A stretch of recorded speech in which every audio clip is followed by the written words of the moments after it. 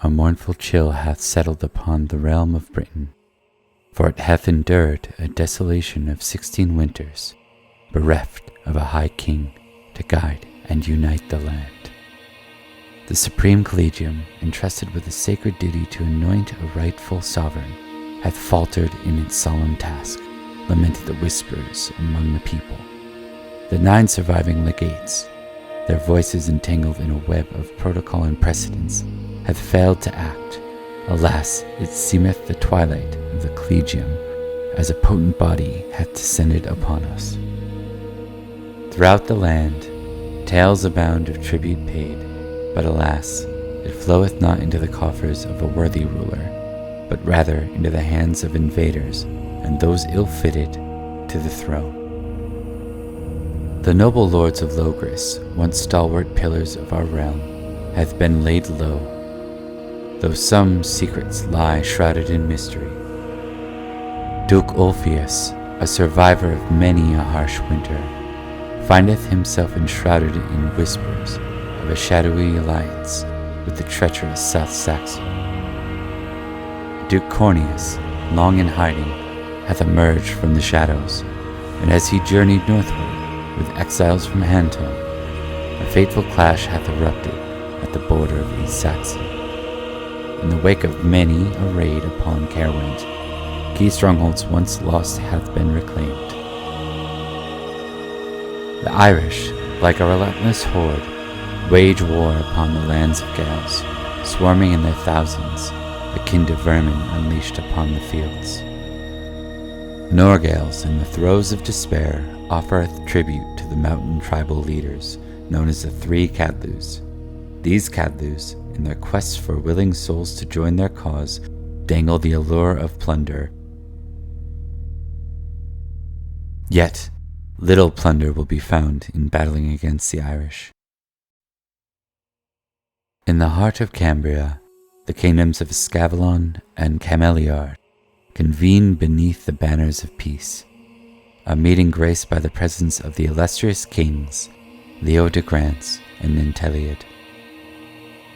King Idris of Cornwall hath need of willing souls, and the castellan of Castle Dimmock in Tintagel doth seek volunteers for his cause to defend against the King of Cornwall. King Cerdic of Wessex, ever the ambitious warlord, raiseth a formidable host, and seeketh the aids of mercenaries. A fleet of ships, a foreboding harbinger of strife, hath also been amassed under his banner. In the fabled lands of Salisbury, the great Marshal's tournament hath been postponed, for news of turmoil along their western borders hath reached their ears. The Castle Woodhouse, a bastion once held by the late Prince Madoc, and a hoary hill fort of Westford Castle, are said to have fallen under the dominion of mercenary armies. Yet the superstitious whisper of fey-folk and giants, laboring to reclaim what was lost in the days of Uther's invasion of the magician king's Summerland.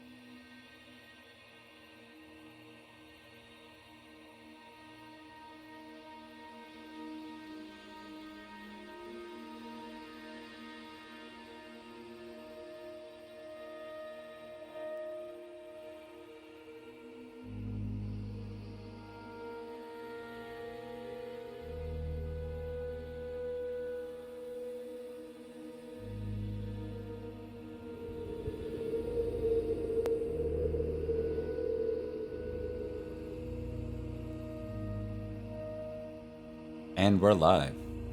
Welcome to another episode. We're live! Part 2 of Salisbury Anarchy. Welcome to our part 2 of the Grand Melee. anti-colonialists. Yeah.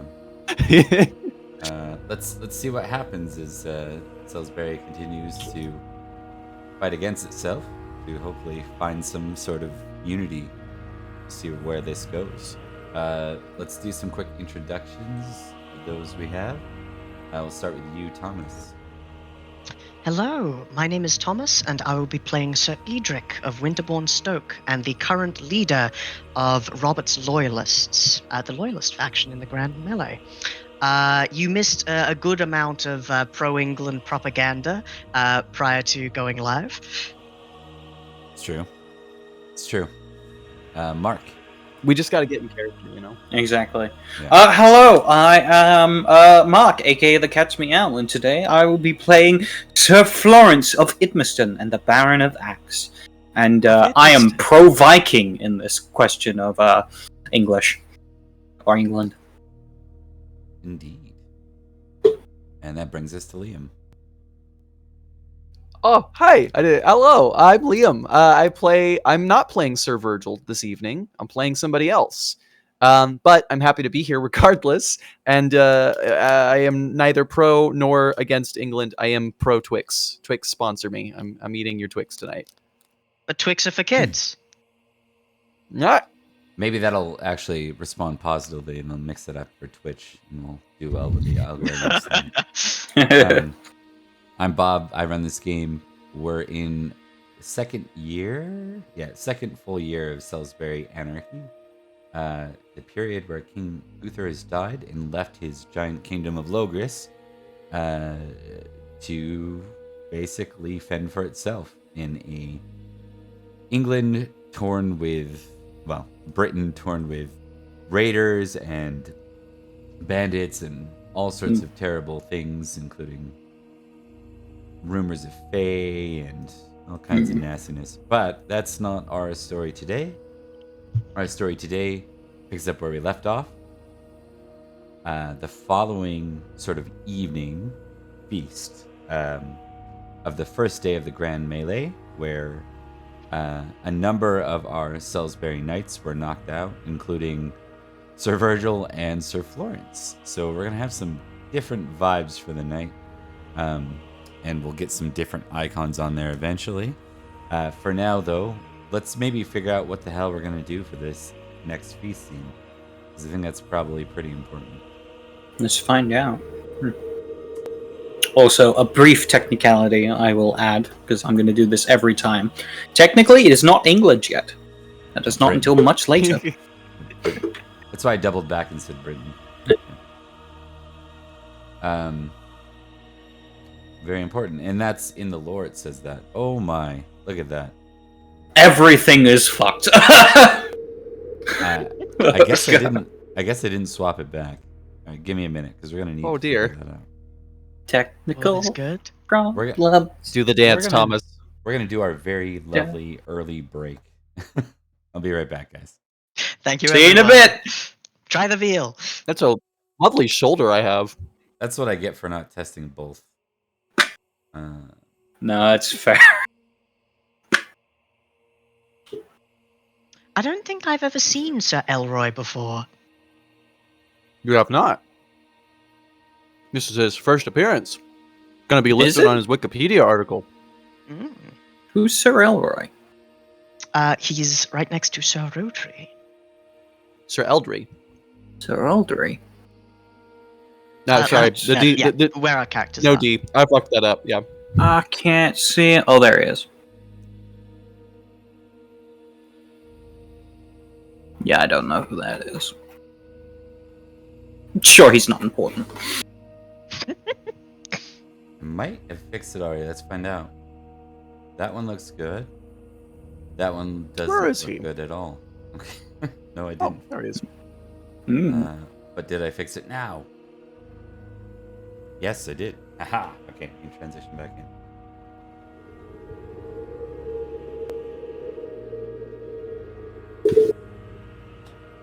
through the power of movie magic, by which I mean you were looking at us the entire live time. Again. We're back.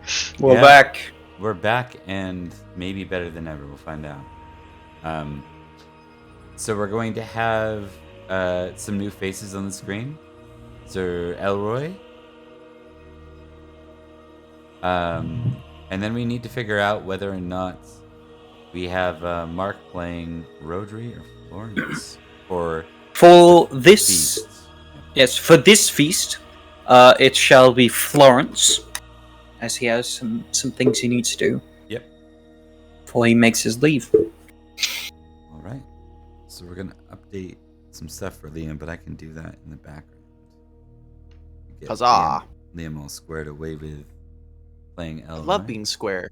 It's hip to be square. It's hip to be square. Let's start with some Square. app rolls, gang, and let's liven this music up with some feasty music. Feasty. Hell yeah. And once you've started playing the Feasty Boys, perhaps our app rolls can be complemented by the apps of the feast. Oh yeah, the appetizers. Roasted salmon in wine sauce. That sounds Ooh. good. All of those tastes Oh. sound like they'd be kind of good. I mean, I'm Except not turnips partial baked to with turnips. cheese. Yeah, I bet that's better than just regular turnips. probably. Cheese That makes doesn't anything sound better. too bad. I'd like me some baked turnips. And let me start getting ready to record Geniality.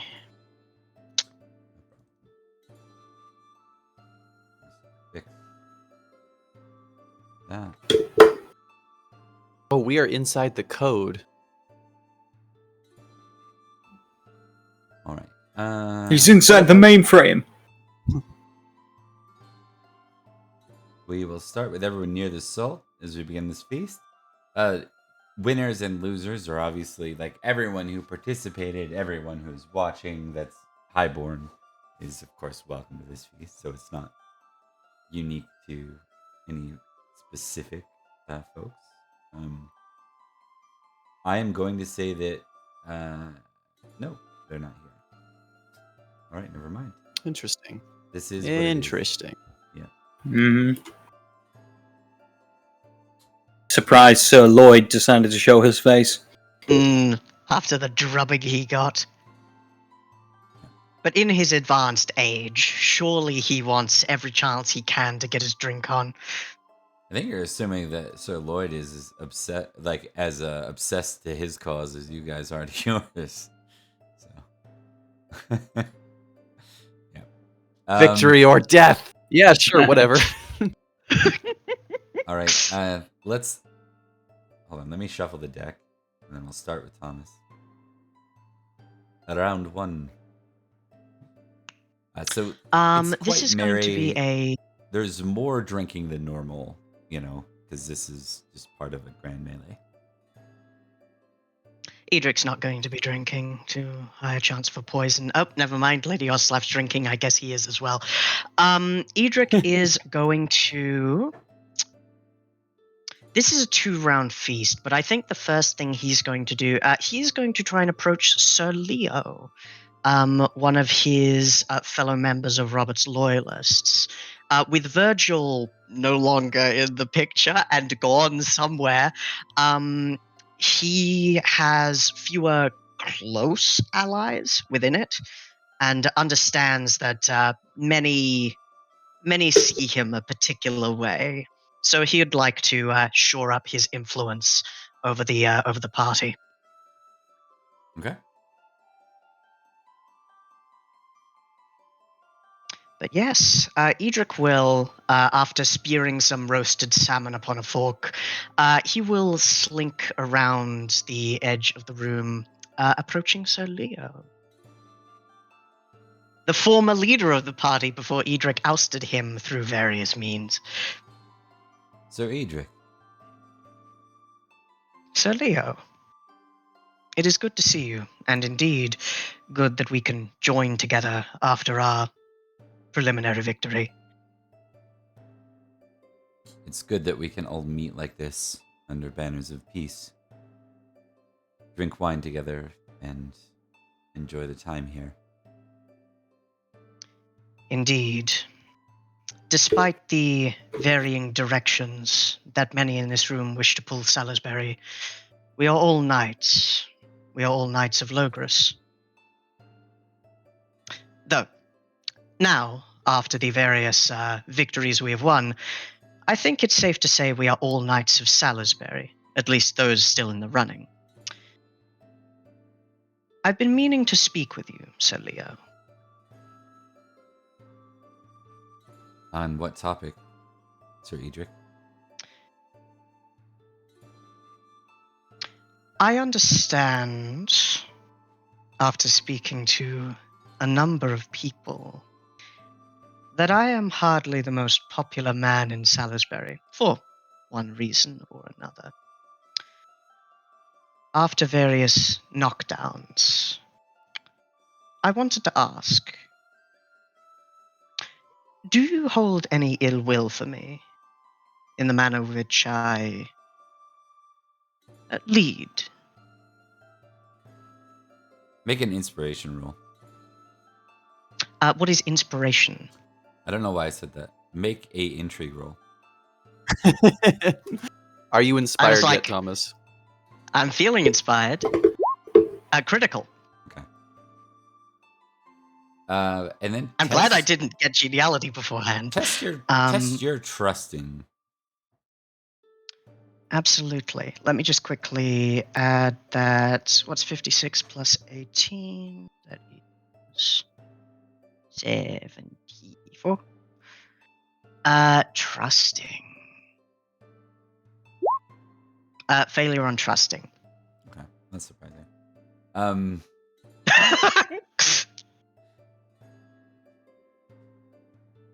It's a good night, folks. It's gonna be a good night. I think his answer is simply, you asked me if I hold ill will. No. Of course not.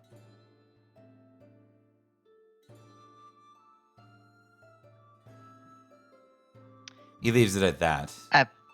What do you want to say in turn? Like, he doesn't continue at that point without prompting. I am glad to hear it. And I will say this. I have spoken to some, and I am sure you have heard much the same. You have experienced the grating between my various loyalties, between state, between king, between lord. I want you to know that regardless of what happens, and I do hope that the loyalists win, I will do my best to ensure this. Whoever among us receives the title of Marshal, I am sure will do the best job that they can. If you wish to understand more about my method, we can speak in a quieter and more private place. But in this, I trust that you can trust me to lead both this party and, should I become Marshal, to lead the armies of Salisbury.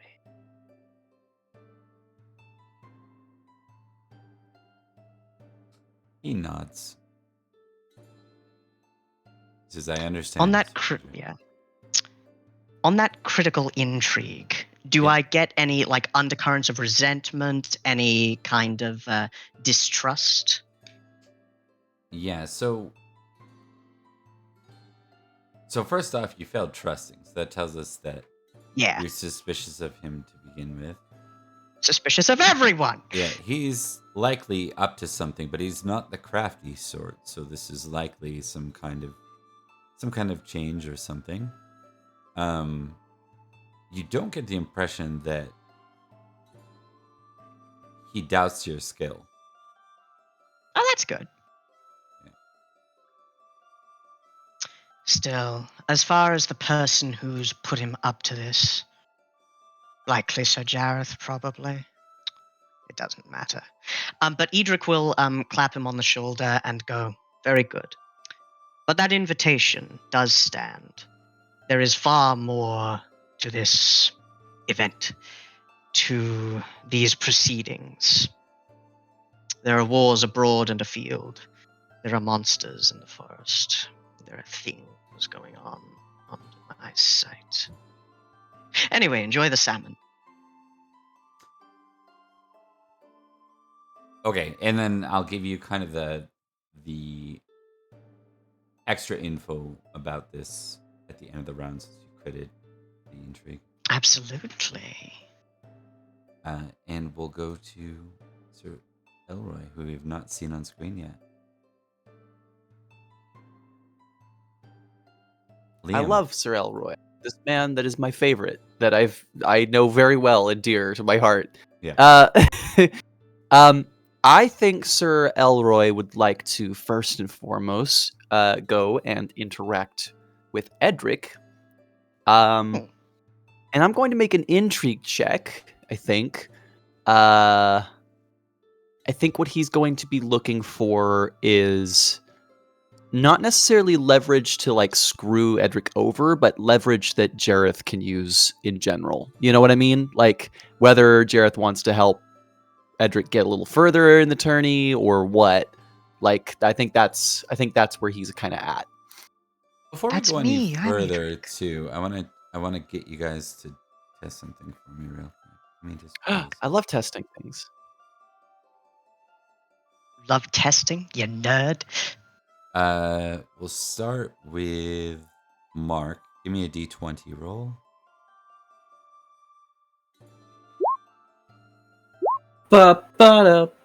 Two. Okay. And Thomas, give me a D20 roll. 5. We're looking good, guys.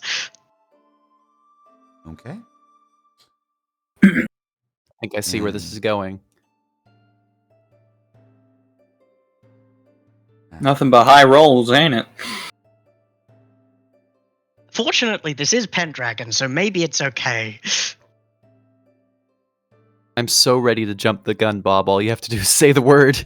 All you have to do is start speaking, and I will jump that gun so far. And a D20 roll. Yeah! It's 12. Okay. Perfect. Leave it at that. Okay, fun! Okay, this is something in the background that's happening. Back to Elroy. Let's continue where we left Yeah. off. I goofed it.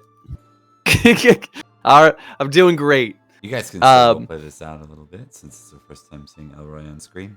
Yeah, I think he just doesn't find anything when he goes and approaches. But as he makes his way over, there's kind of like he's a little bit of an older knight, not ancient, nearly ancient, but he's still got like just an air of like grit to him, you know. And as he kind of finds his way over, you find them sitting kind of next to you at an empty seat where another knight stood up and moved around. He goes, "Strange to be fighting and drinking and fighting again, don't you think?"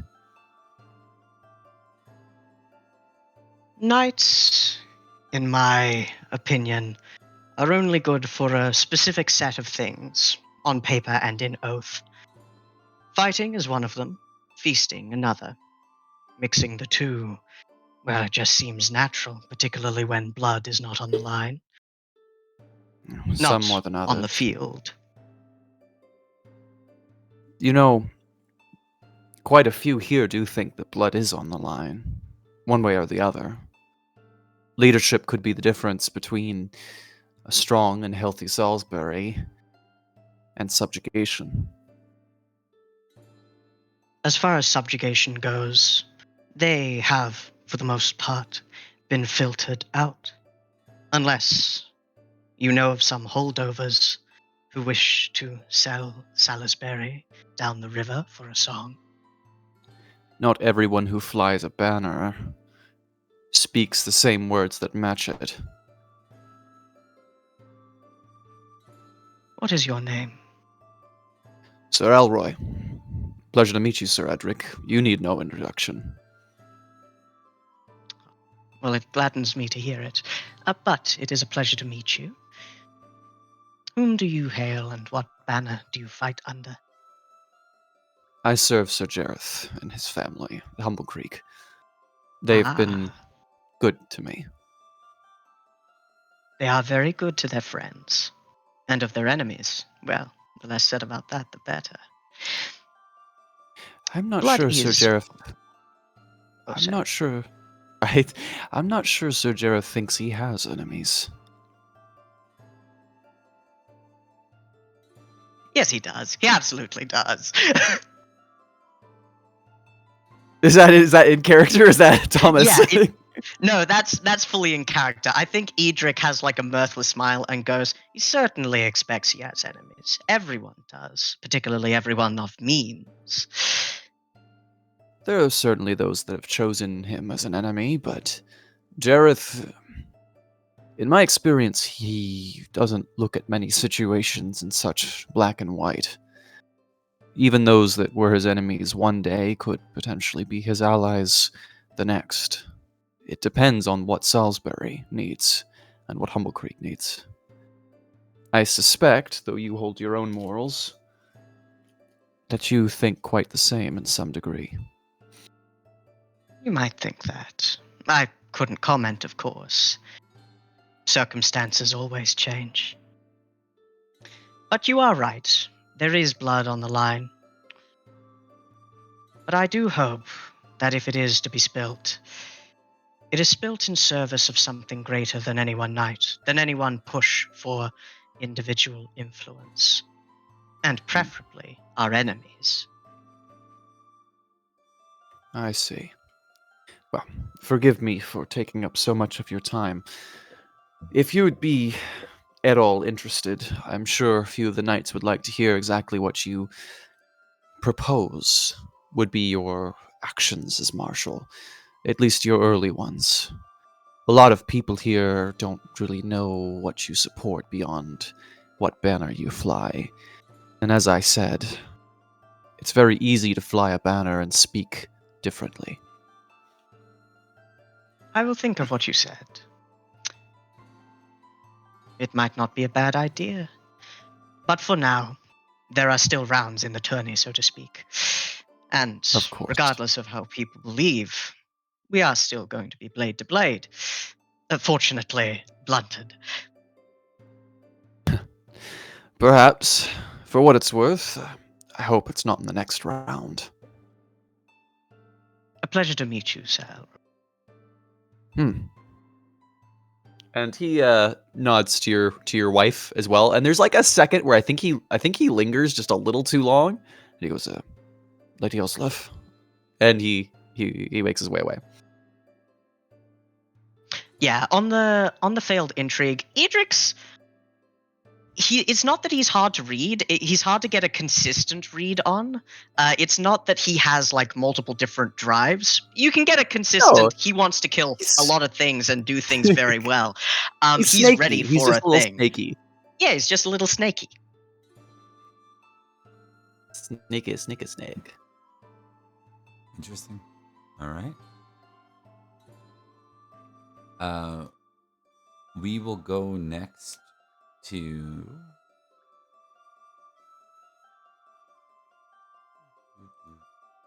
Sir Florence. You're up.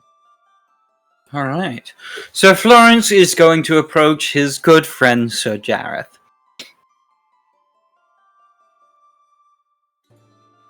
And I think this will be some intrigue shit. Yeah, probably. And I'm going to use hospitality. As Hell yeah. Florence uses his ability to be hospitable to all. As he glides around the feast as if it was second nature. Success. Yep. 10. That's a success. Sir Jareth looks to you, Florence. Sir Jareth. There's not a wolfish smile on his face. It's Mhm. a very neutral face. Sir Jareth, I hope you've been well. You mind if we have a slight conversation? course.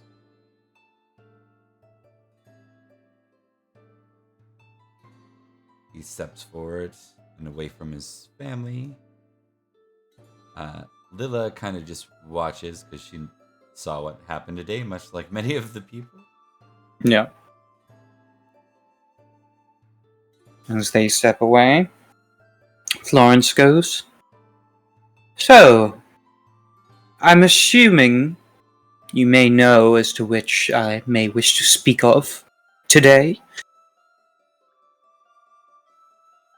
What the hell were you thinking, Florence? What? Why would you field first? Such a small army under you. Didn't think it would be that big of a deal, I'll be honest. You changed the entire outcome. You put the Born together with the Loyalists. I see. Your decision to go first made it impossible for the other side to win. And that is why I did not join you. Know that.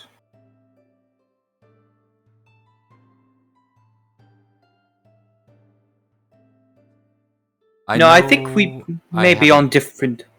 Yeah, okay. He's like, I know I have a bit of reputation with your family, given your late brother. Yeah, it almost says the words like in a spitty way. It's not like Edward, obviously. But know that I would not have crossed you just out of...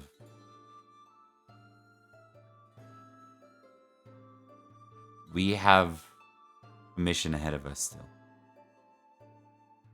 Oh, I know that.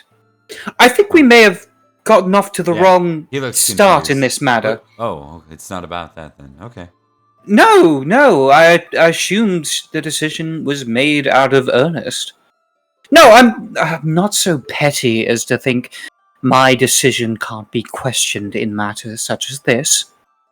You're right, perhaps in hindsight my decision to not step forward would have been a better choice, but in the moment, perhaps I saw a different opportunity. In the end, my aim here wasn't victory. My aim here was to ensure that someone decent did take over. In either case, my original plans clearly did not win out. That is how it goes sometimes. The main thing I wanted to get on the same page about is what we are moving forward.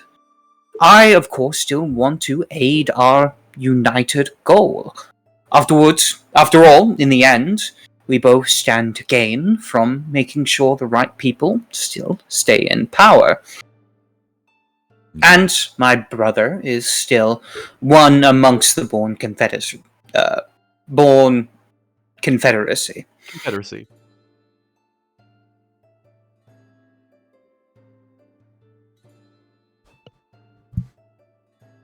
I guess my main thing. Yes. One of the problematic figures in my mind has eliminated himself from the math, though he would still use, I would think, his loyal friend from youth as a figurehead. So though Sir Gareth has been knocked out, I think Sir Erwin being present means that Sir Gareth can still control things from behind the shadows. I'm still not certain that's worse than Sir Edrich winning. Therein lies the issue, does it not? Let's face it. Sir Edrich is a good commander and a mighty swordsman. Even I tried my hardest to be able to remove him from the competition, and though I was closer than perhaps either of us would like to admit, simply didn't come through in the end. Our only option is either he gets knocked out during the current melee, or he is convinced to stand down. One... No, I'm not going to lie and say one is easier than the other. Both are very difficult. The man is stubborn. Stubborn as he is strong. Indeed. In the end, there are two factions that have no choice but to face off against each other. The Confederacy and the Loyalists.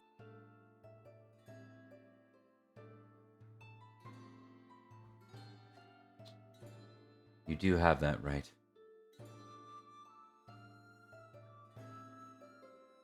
They're too large in the two of them to field together, even if they'd like to. We're beyond that point now. So, with that in mind,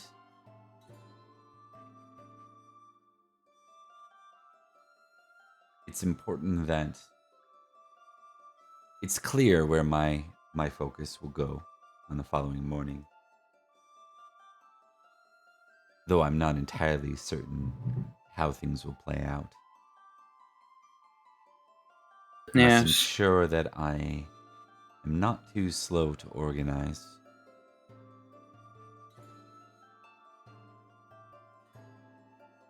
But not too quick you make the same mistake I did.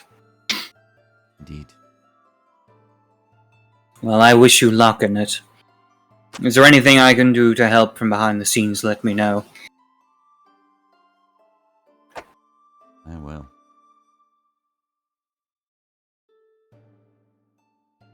I think he doesn't have too much to add to that. I think he said his words to Sir Florence. So, do you want to test intrigue? I did. It was a success. Okay. Leave it at that then. There's nothing contested, nothing in there enough for him to be contested against you. Yeah.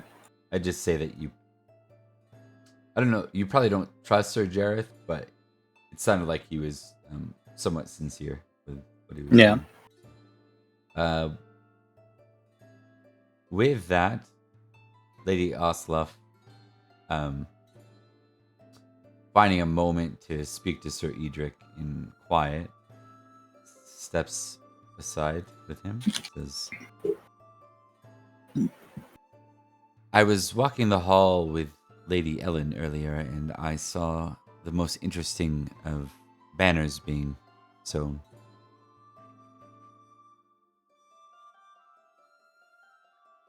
Oh? What was it?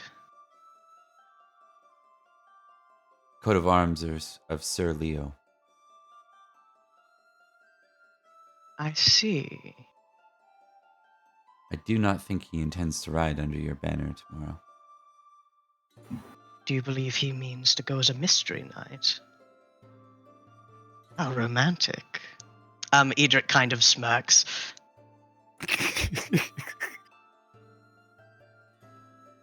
She shrugs. You're the thinker.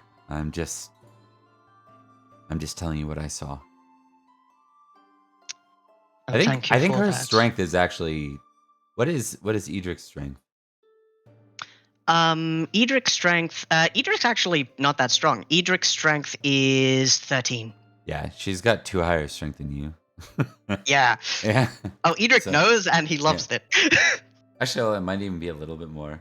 Let me check. Damn. Yeah, Edric's a little confused how people view him as a brute. But it works sometimes. Okay. I don't think she has a lot to add there other than that. Do you have anything you want to say? Edric will say, thank you very much, Oslav. Something to think on. But a problem for later. I've said my piece to him. Either he changed his mind since then, or he won't, and I'll be down a good man. And he will be brought into line, one way or the other. Sir Kenrick, by the way, was eliminated. He was riding under the banner of Sir Lloyd. Mm. Oh, I forgot I fucked it up. Cool. He's been turned into code. Good. No. Woe Oh my unto thee. god. You've Merlin's become a back and URL. he's blasting people. Fucking digitizing the man. Oh, that's fucked up. That's what we do. It's good when magic's on my side for once. Oh, all right. This guy, anyways. You know what I'm talking about. Yeah. Okay, so that brings us to round 2, gents. Let's keep a good pace. Round 3. All right. I meant round 2. There we go. 3 or 2. Oh, yeah. Edrich. Edrich, and I've been mentioned a lot. And I feel bad. I feel bad. I want to share the spotlight, but there is another thing that Edrich would like to do. Of the people here, those noted as like diplomats, between Lady Ellen and Lady Violet, who would Edrich think would be better at matters abroad?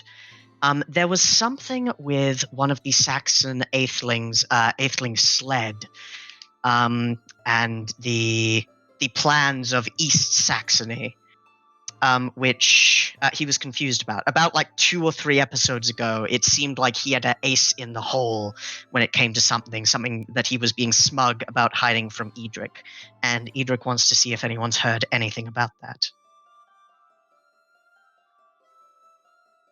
If that's unrelated, then I can just draw cards.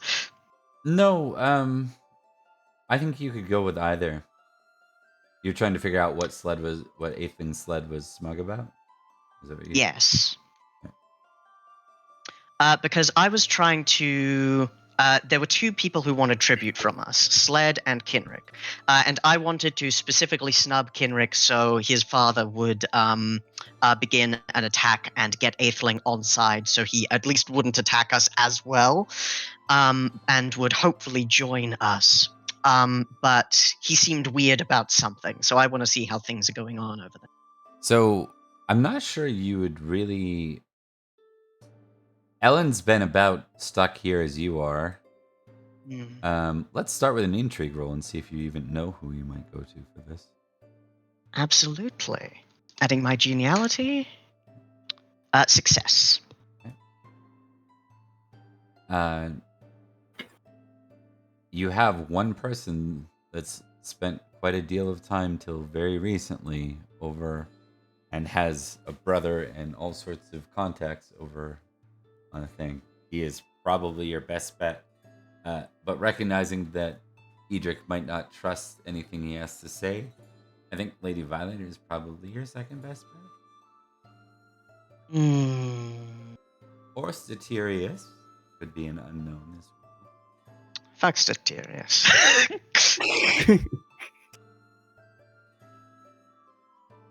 I think Sir Jareth, much like Sir Florence, has loyalties which could go either way. One to Humble Creek, one to Salisbury. But Salisbury's pretty big. I think Edrich is going to creep up on Sir Jareth. Because he's not playing the political game back home. He's playing the game for later. Even if he weren't in the running to be Marshal, he'd be doing exactly this. Okay.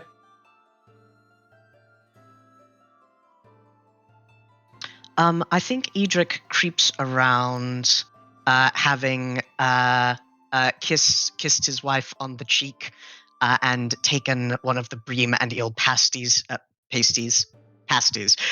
to go as he makes his way over to the other end of the hall. And he will say, Sir Jareth. Sir Edrich? I wondered if I could bend your ear about matters, shall we say, further from home. Of course. You have your mind elsewhere, not on tomorrow, I see. Very well. Well, I've always found multitasking to be particularly useful. In any case, I had wondered how much, well, shall we say, you and your brother are abreast of matters in East Saxony.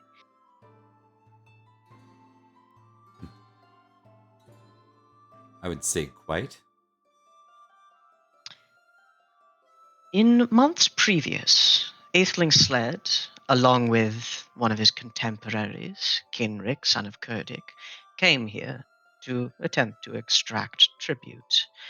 Jareth Sled- motions, and you actually see him motion for Sir Elroy to come over with him.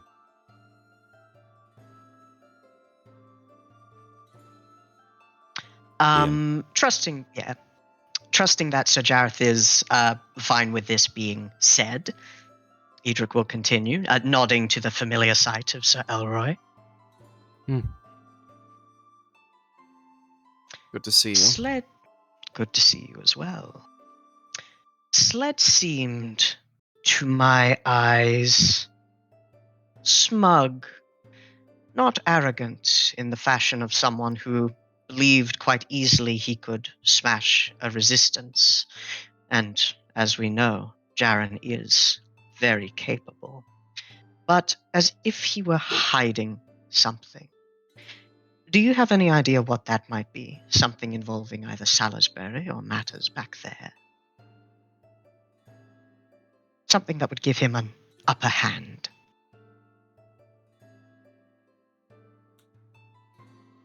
That's a question for Elroy. For Jareth. For both. But Jareth. Yeah, Sure, for- that's for- what yeah. that's what I thought. I was Yeah. There was a long enough pause that I was starting to doubt my own sentences.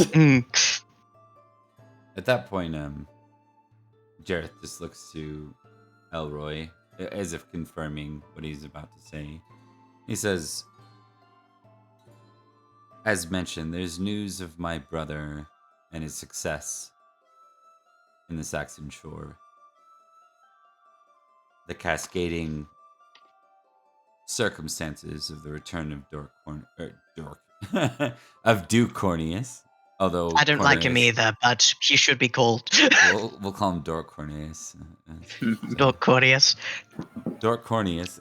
No, but Duke Corneus returned to his lands, raising the border once again for Logres to defend against Malahut should they return. That leaves my brother in a bit of a predicament. You see, I think there's a lot of assumptions that petty lords can't be bought, that their loyalties would exist at some ideal. I've had more than one discussion with Sled's father over the last decade, and I can tell you that he is smart for a Saxon. As are most of the rulers. He has been sending out. It's true that he has focused his attention on Salisbury, sending Sled all the way out here, but he has emissaries elsewhere. That might just be to give Sled a bit more experience in traveling the western lands he wishes to bend to his will one day. I suspect that these rumors of Ulfius speaking with South Saxon have created more open discussions with the petty lords of Heartland and Huntland. I expected as much, and said so in the earliest days when tribute was being demanded.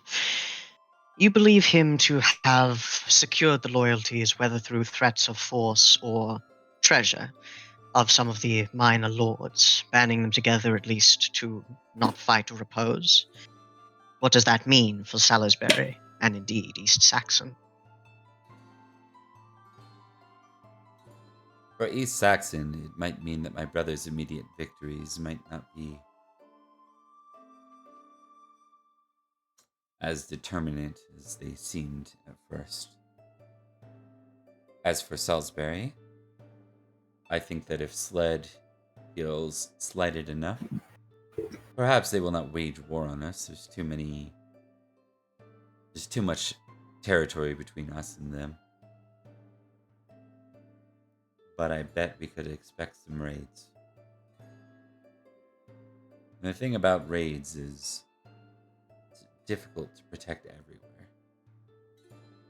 Particularly in these times.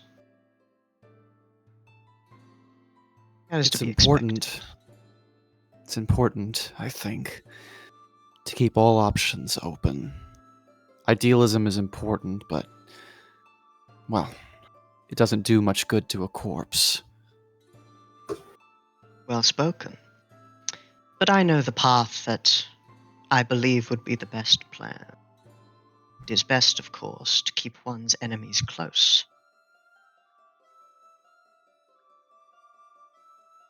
Thank you. I understand that in many matters perhaps we might be at odds, Sir Jareth, but it is good to see that in matters of grander natures we can still work together. Minor lordlings, bolts, allowing for easier access to surrounding lands. That's fine. Suspected parameters. Kirk, You're mumbling, Sir Kirk is the Edrich. threat. Oh, what?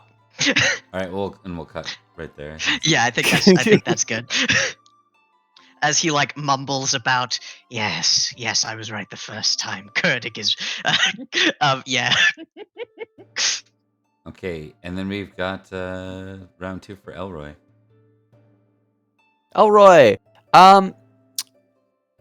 so was it Sir Brastius that last time fought as a mercenary under our Team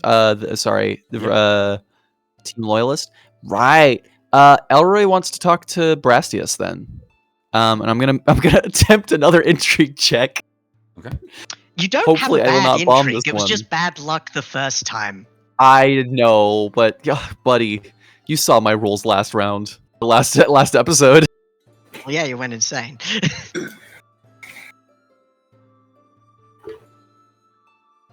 Okay, that is a success.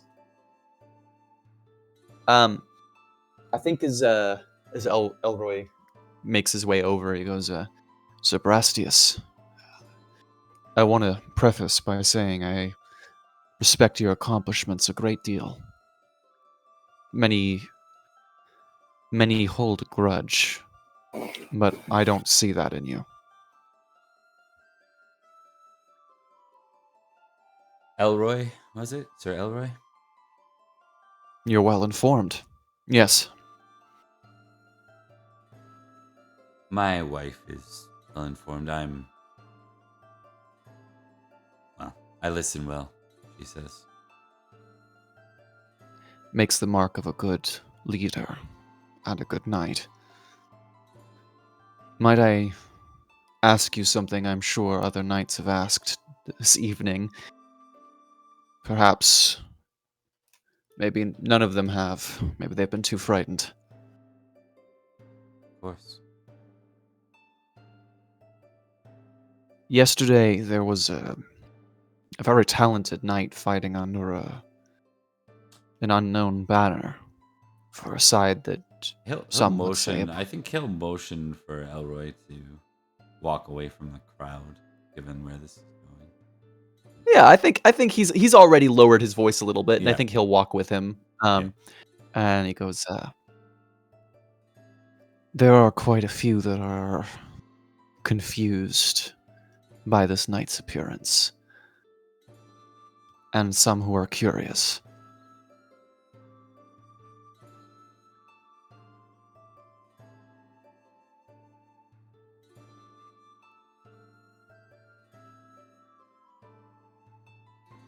I've made it clear my mercenary contingency is for hire, though we'll not go against that which hurts Logres. We'll also not swear fealty to anyone short of a rightful king. Interesting. And forgive me if I'm incorrect in this, but there is a faction that would claim your banner, is there not?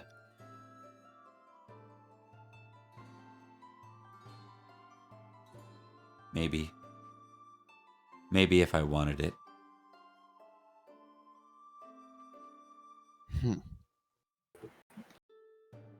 Well, I will note that your decision has not made you very many friends, even less so than there already was.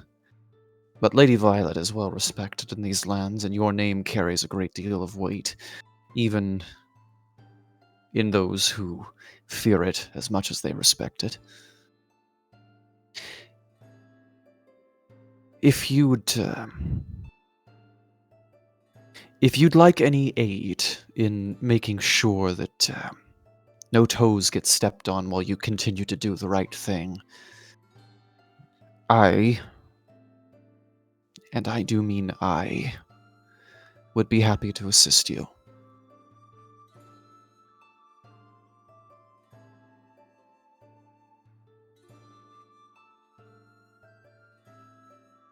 Where are your loyalties, Sir Elroy?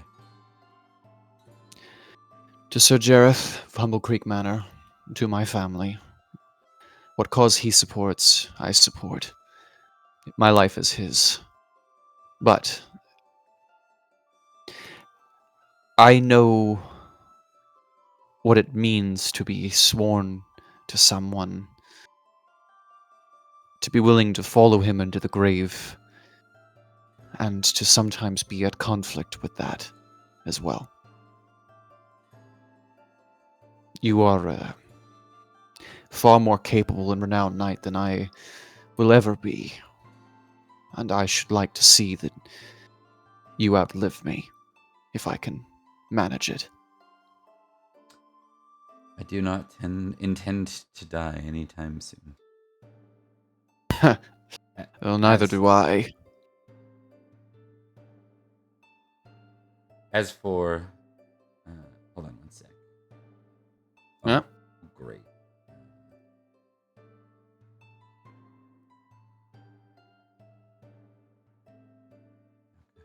Oh, a fumble. Oh, Oh no, untrusting? fumble. No! He's had a hard life. This guy's had And a hard he's so- life. I get it. Thanks for your help, but I trusting to think you're begin full of with. shit. Yeah. You get the impression he's maybe been poisoned against your past to some degree. And you kind of felt that on the battlefield as well. Well, I won't keep you much longer, but I do mean to ask, who do you intend, or rather, who do you think a mercenary will join in the next round?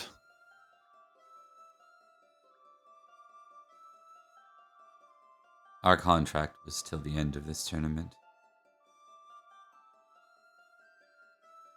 I see. Well, I can see Sir Jareth keeps his circle quite... Can you hear me? yeah, I got you. Okay. I see Sir Jareth keeps his circle of trust quite small, if you're not aware of that. Indeed. Ours is not to question, it's to serve. Thank you for your time, Sir Brastius. I drink to your good health and to your honor. He raises his glass, but you see he doesn't drink. I think maybe even like out of suspicion towards you now that you say those words. Only because of that fumble. Otherwise, it wouldn't have been that extreme. But I think there's some doubt there. Sir Elroy, he's not a very smiley guy, but I think he nods and kind of makes his way away, and there's a little bit of like fanboy vibes, as he's making his way away. Yeah. Cool. And that brings us to Florence for his final round. Okay, Florence is going to approach Sir Edrich. And I think for this roll, could it be a courtesy roll? Because this That's isn't... me. specifically looking for any information. Yeah, This is just it's not chatting with an old friend. Yeah, it's not contested either. You can just make the courtesy roll. Alright. Well, wait. Oh, but I have 2. I didn't include the geniality. Yeah. So it is a 19 on 20. So that would be a crit, in fact. No, it wouldn't, because that's 2 geniality I have. Oh, Yeah. that's right. That's If right. you had 3 geniality, it would have been a crit. Yeah. So, Edrich. Sir Florence, it's good to see you. I trust you are well, and that I did indeed not injure you. Doing quite well.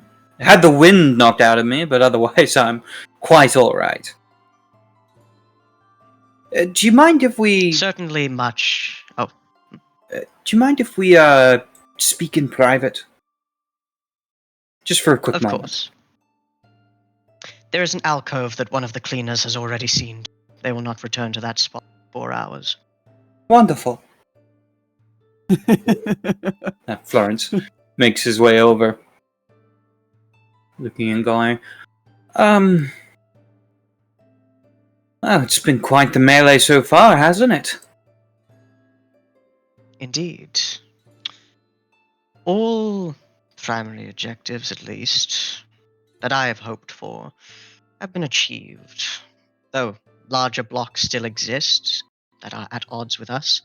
The swans, at least, have been taken out of the equation, which was the largest concern. Here's to that.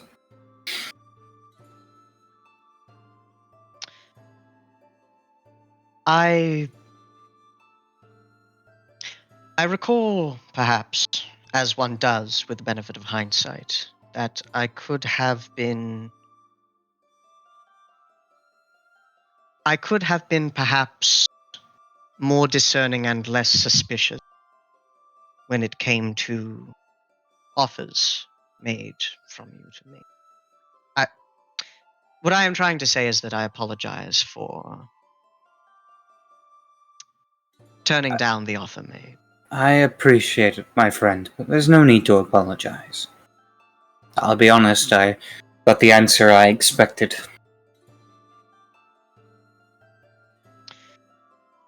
But, that aside, and indeed, politics over there, why have you brought me to this private place? What would you like to speak about? No, I've just been thinking.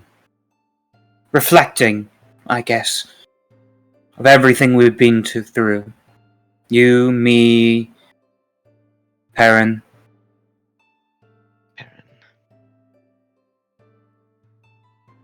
I just came to a realization. I mean, even there's Jaren. He's off playing Warlord in the East. And to his credit, succeeding quite handily. Yes. Well, for the time being, at least. I just came to the realization that it's not how it used to be. How much the times have changed. You mean we're not young men anymore? Indeed not. I've been noticing grey hairs. And, well, I know other of our contemporaries have been doing the same. The times have changed, and they have changed us. I know that back when I was a squire, were I to look at myself today, I would not recognize the man I saw. And in this time of anarchy, chaos, of enemies at all sides, it has made me suspicious, perhaps even of those who deserve my trust and my love above all else. Suppose that's what simply time does to us. You know, I do often find myself yearning for those halcyon days where everything was just simple. Remember the race we had? Perin managed to disappear off spouting some nonsense about running into a unicorn. I believe him more now than I did back then. These Truly. creatures are everywhere. I do. Though he did just finish deceiving us in a separate matter, those forests are home to creatures, both wondrous and vile. I will say this. Though I do long for the days back, things were never quite simple. And we were driven from war to war against our countrymen. But in manners perhaps a little more regimented and disciplined than we are now. Perhaps so. I have a question for you, Edrich, and I ask this not as a knight of Logres, nor as a man of Idmiston, nor as the Baron of Axe, but as your friend. So many hats we wear. I will do my best to answer. Do you wish to be marshal?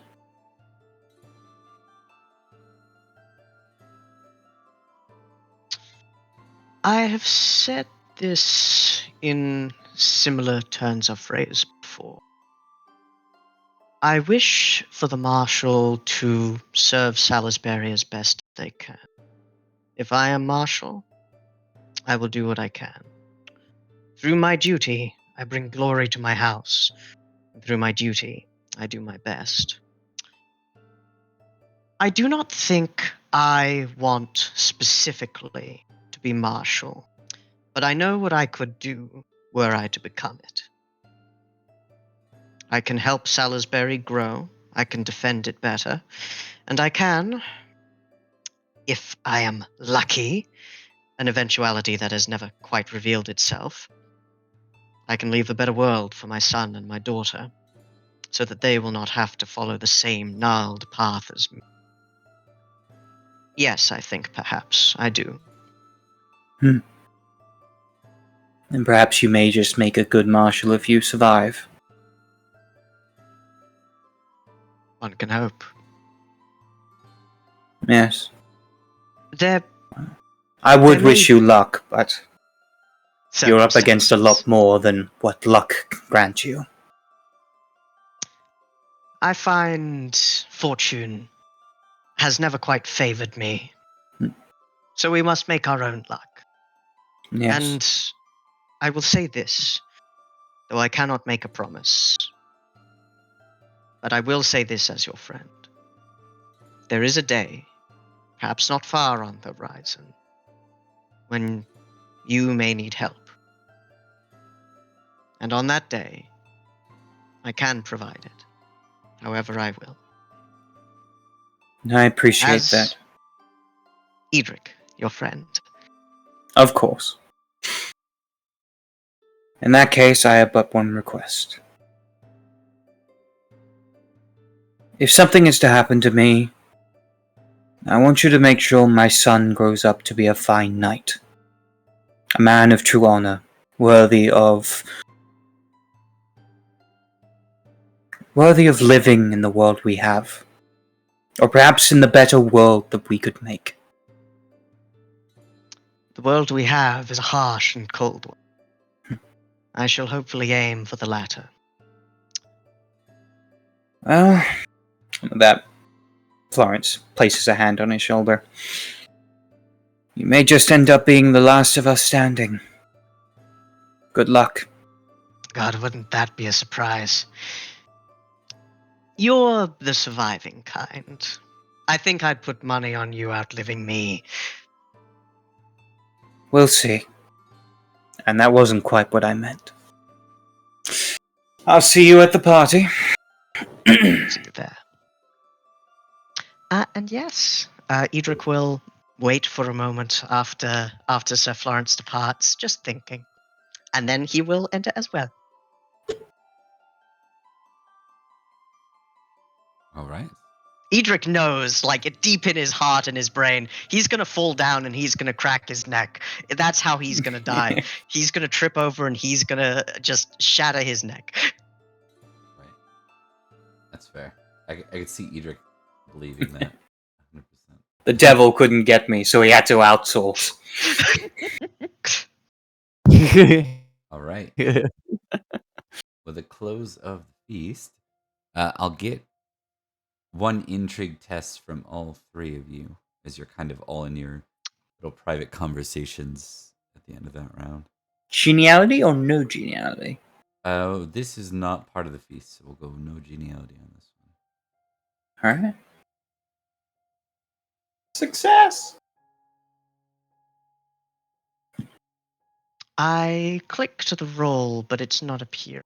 That's no geniality. No geniality. No on this geniality. one. I'm going to roll again, and Thomas, if the the other same appears, thing? we'll take the first. Oh, nope. Mine went through. I'm with you. Yeah, get fucked, Thomas.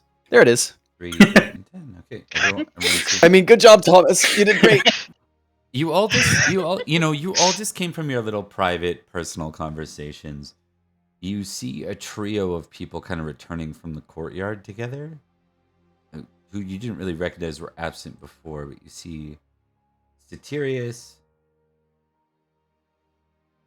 Loof, and a lady who you don't recognize returning together. Oh I'll throw you god, they're into- poisoning us. Can I make a note, Bob, or request a note? Can we say that Sir Loof's nose is broken because Virgil punched him before he disappeared? Is that I think is that's that fair. viable? Yeah, I Is think that that's something That'd that be could kind of happen? funny. Yeah. Yeah. Just lurking in his tent in the throes of madness, frothing at the mouth. He's just like, got to do one thing and then I'm going to run off. Luke sees it. Here's a knock at his door. Who is it? Oh, shit! He's got a Fuck! whistle sound coming out of the one nostril at this point. That's how we noticed him. Yeah. Yeah. I didn't know there was a flute player. Oh, Loof, that's how you. Anyways, let's bring ourselves to the tourney field. Following day. I'm really, really quickly going to head to the bathroom. I'll be right back. Yep. Alright. I'll still be listening though. All right. Here we are. Now, Thomas is probably gonna hate me on this one because I forget. But did I make you guys roll energetic or battle to determine the initiative order? Battle. Battle. It was battle. Okay. He's always listening. Yeah. Always listening. Always judging. All right. So he'll be back in a second, but I think for now, given that you're playing Elroy, you can roll for Newton Manor in this case. Sure. And you can roll like it'll be against Jarrus Battle of 19. Okay, cool. Mark, you can roll on behalf of the Born. Mm-hmm. 20 for battle. Woo!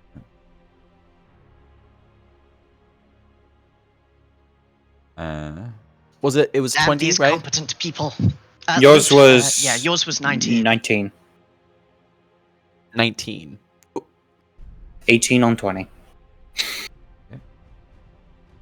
14 on 19. 5 on 17. Huzzah! Let's Stop see. being better at things than me, you guys. I'm not. scaring me. Love Rhodri. Happy for him. I mean, he needs to go down in this fight, but I'm happy for him. Like Uncle Iroh. He's crazy and needs to go down. He's he's in a way, he's kind of like a really angry, mean Uncle Iroh. I return to So, the like, greatest military failure. As a tourist! As a tourist. I love that line. It's my favorite. That's my favorite. Okay. I've got a question for you, Bob. Yeah. Before we begin, is Sir Leo with me? Indeed, he is. Oh, good. Whew. For now. For now. Dun, dun, dun. All right. Dun, dun, dun. So There's we still start. time. We start with the Born.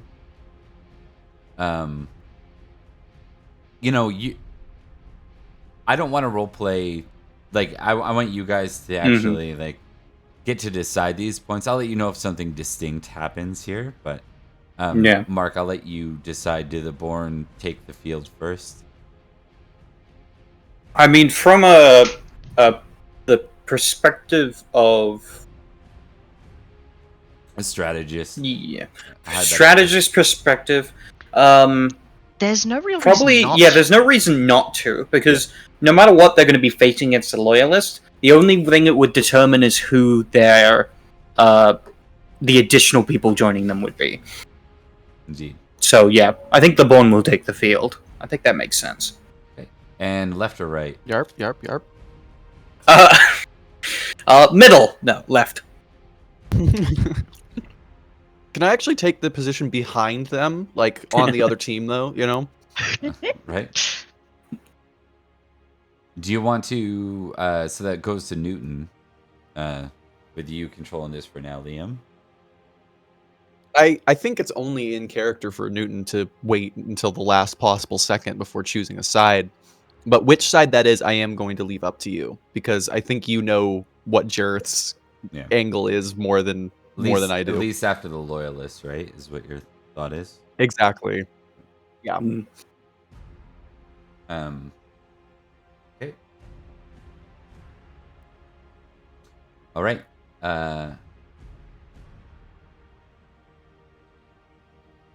Studfold holds. It brings the loyalists. Edrich kind of just rolls his eyes as Studford holds, and Edrich will take the field, taking the right side once again. Okay. That's so silly. So silly of you.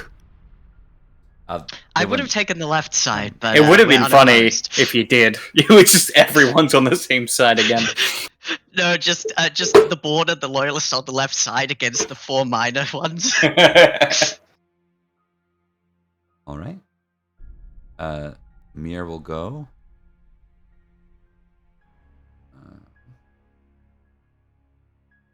Seeing the execution last week, I think they'll take the right.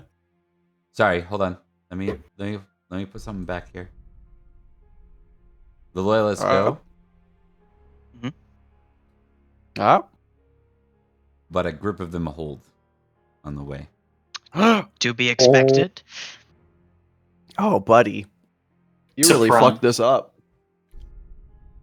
As you move to take the field, they call for another banner. Leo. Ah, at the last second. I was joking, Bob. Yeah. Bob, I was joking. Yeah, I know. And then they joined the loyalist side. I was quite hoping they wouldn't embarrass me in this match. I suppose it was too much to hope for. This would have never happened if Virgil was still here. That makes sense. He would have killed Leo on the spot. With a blunt weapon. Yeah. He would have done it with a spoon if that was all he had. Very quickly, I'm gonna quickly roll.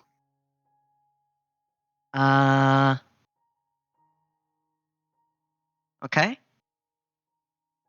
Past that, I'm surprised. I'm gonna go ahead and I'm gonna give you a tick, right? Because that's so low. Yeah. Thank you. Yeah. I think in Edric's mind, he's like, it's politics. His pride was wounded. I can get it.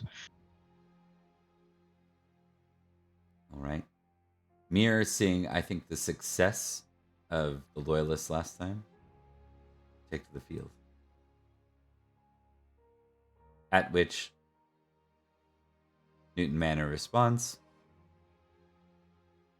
And they join here. Yeah.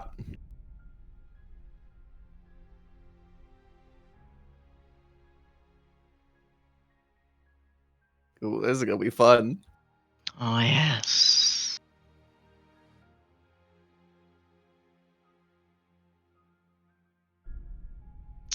All right. The side opposite me definitely has the advantage. Sudfold will hold. Ilfarm will enter.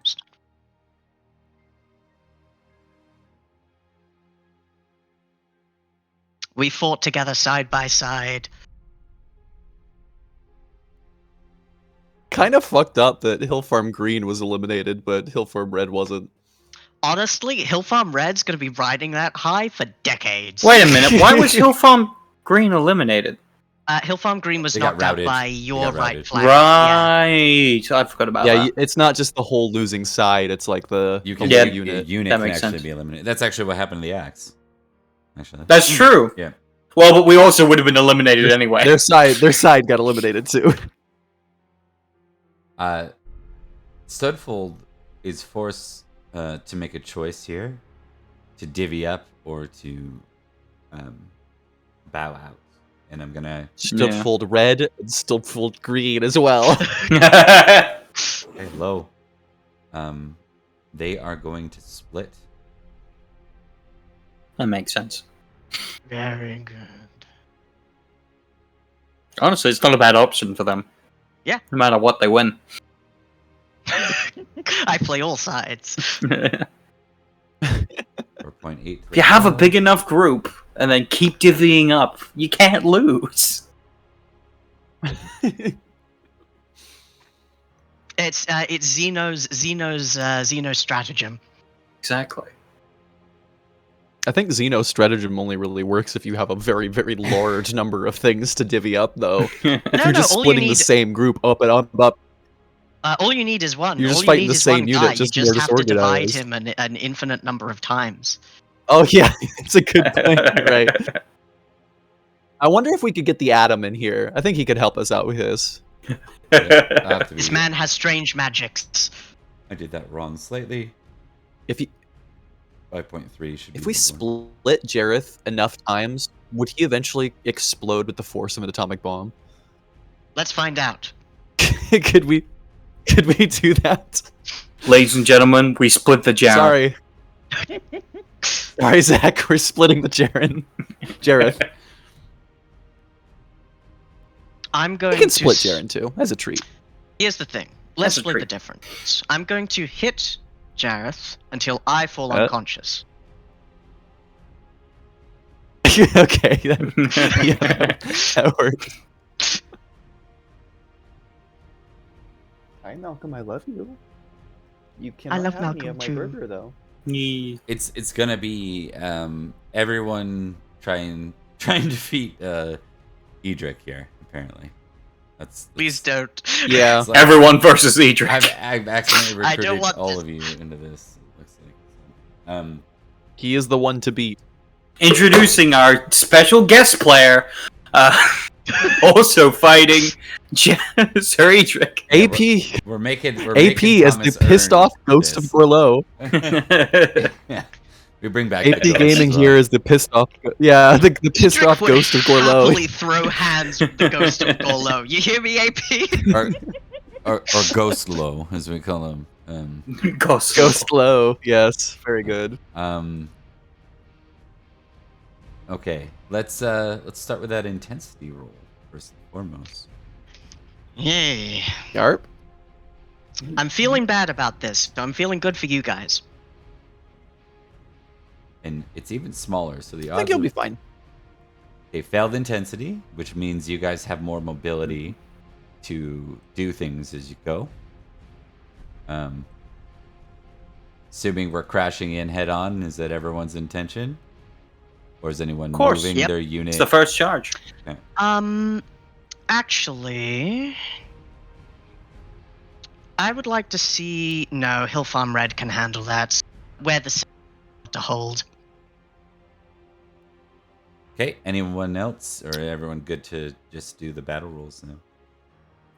I would love to help Leo's men, but I can't justify it. The mirror's too large. So yeah, Yeah. stick Yeah. it straight. If we Let's if fuck we him up, roll, Mark. I've got a question. If we roll a passion, does that apply to the battle roll as well as the combat stuff, or is it either or? The passion will last for the entire round and can be rolled during the battle. So I should probably do something to. All right. I'm just gonna test and see what he's got. That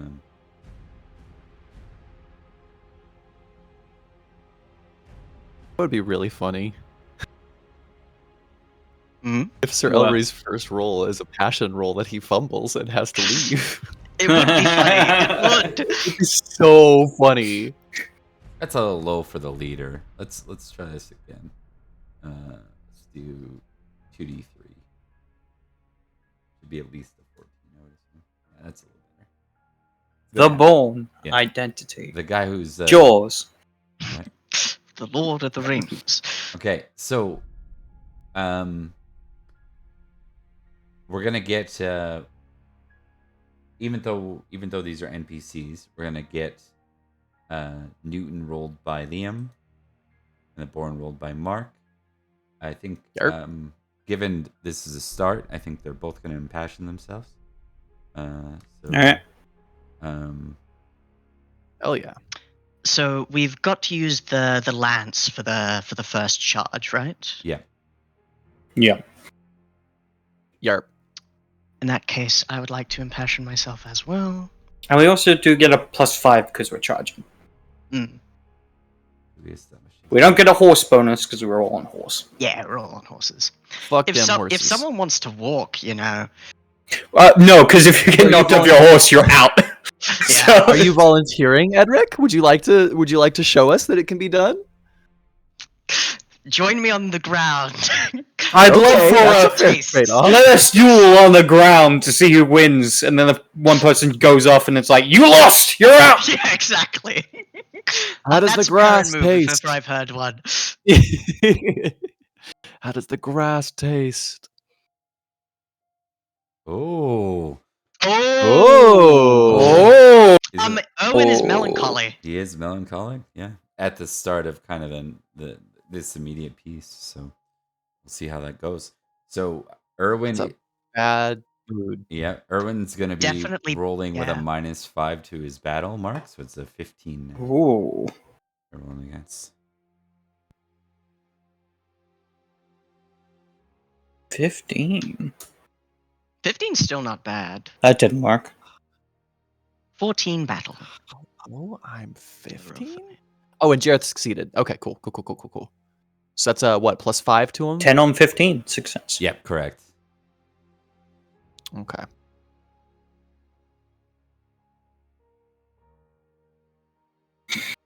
That is a success. And a Successes higher all one than around. Thomas. That would have been a Indeed. versus a 24 score, actually. So that would be, You that are would be a crit. correct. Yeah. Yeah, so it would be a crit. Oh, no. No, I added +5 to the D20 he roll. already so did. Oh, okay. Yeah. Never mind. So it was a natural 12. So yeah, Oh, it would yeah, still be that. It's a 16. Yeah, is what that actually looks like. It'll be a +4 in the future on that because he's at a 19. Yeah. Okay, I gotcha. so the score is better, but that's just for general maneuvers and opportunities, at which I think you're all going to have one against your equivalent opponents. We're going to see how this goes. Mm-hmm. We're going to move. I look into their eyes and I see the depression that I feel so often, truly so often. Now's the time to strike. Actually, no, there's no opportunities because there's no crit from any of you on battle. Yeah. Right. So That fits. no like big opportunities. You're not gonna like wipe out a unit in one go. But let's do some general. Now we'll zoom in on the characters. So now we've got Rhodri, Elroy, and Edrich that we're looking at right now. I'm gonna actually pull them over from the feast just so we can see them. All right. See their wonderful faces. Right next to the map. Put them next to the massive pile of melons. Yeah. It's the only thing I hated about the map. I really hated that. No, it's a visual pun, you see, because melancholy is. Yes, I was in control of exterior decoration. Yeah. Even if they were like supposed to be melons, it's the wrong type of melon. Malcolm sees ghosts The in the air. melancholy. I'm like, wait a minute. Melancholy. I can't find Rhodri. I swear he was on this map. One sec. Oh, there he is. Yes. Yeah. I saw Malcolm briefly stand up against the wall, which was very cute. He's scratching at the ghosts that he sees in his teeth. There's fucking ghosts in his eyes, man. Okay, I think that's everyone important. Find out if I'm missing anyone.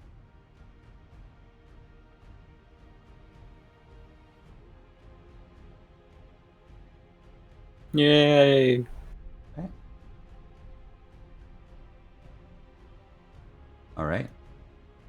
So now let's do some lancing, folks. Let's see how y'all do. Let's go. Oh wait. Do we want to do it in orderly so we don't all roll it at the same time and then create the enemies afterwards? For first charge, you're literally just lancing. So Yeah, we're just rolling lance. Yeah. Sir Rhodri is impassioning his honor. He succeeds. As am I. And it's good news, guys. I'm not leaving. Very good.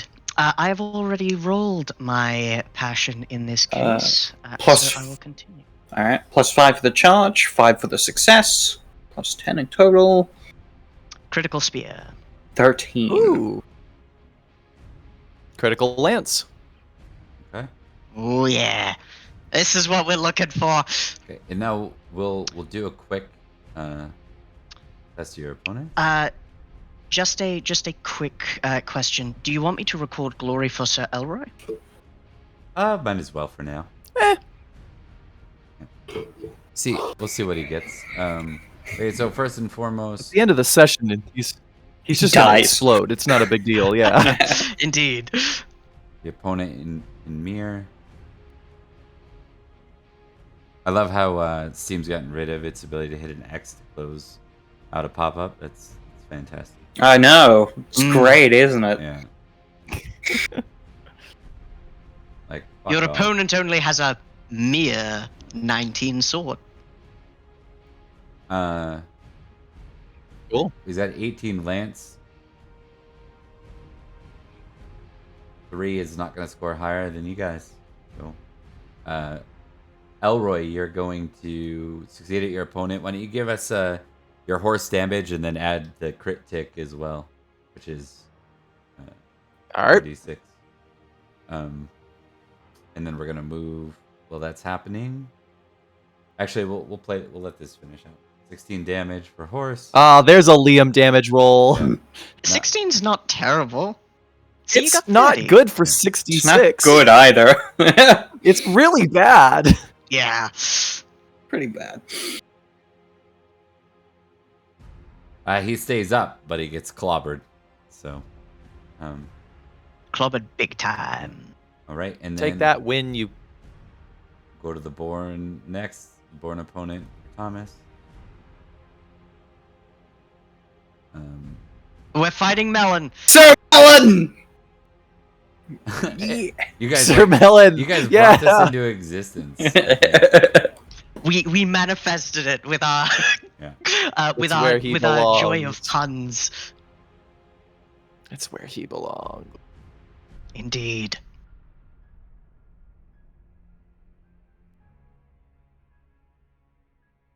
I suppose one might call this character growth.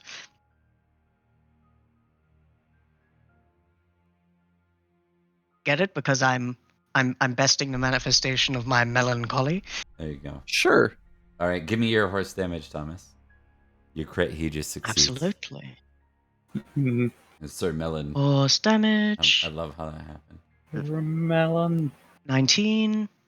22. Very Your- good. Your That opponent is on horse. 41. Yeah. Yep. Your opponent is. What? Man, when am I gonna get that kind of damage roll? Like, what the fuck? When you're fighting me, it'll happen specifically when Yeah, you're fighting me. that's a good point. All right, and then we go to Newton.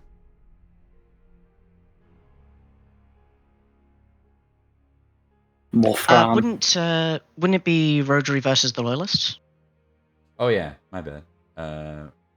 No, it'd be Rhodri. Yeah. Rhodri versus Lilith. My bad. The loyalists, We're yeah. gonna ignore that. I'm gonna redo it all from scratch. Good thing. Good. Good. Oh, the guy getting it called Madoc, who's tiny. All right. Oh no, wait, that's another Born Knight. Right. Hold on. I keep clicking the wrong one. That's right. To be No, I'm good with that one. Cadwagan, there we go. Cadwagan demoralizes them with his mere presence. Mark, what did you score? 13 out of 20. I got him. Okay. Oh, yeah. Give me your horse roll and your crit roll. It's not a crit. I didn't crit him. Oh, right. Give me your horse roll. Horse damage. Oh. That's the wrong character sheet. Here we go. This Cadwagan is especially dex oriented. Swordsmanship stuff.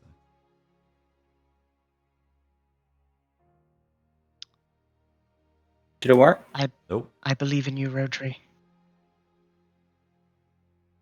Did that work? No. Hold on, let me reload. Just roll 6d6.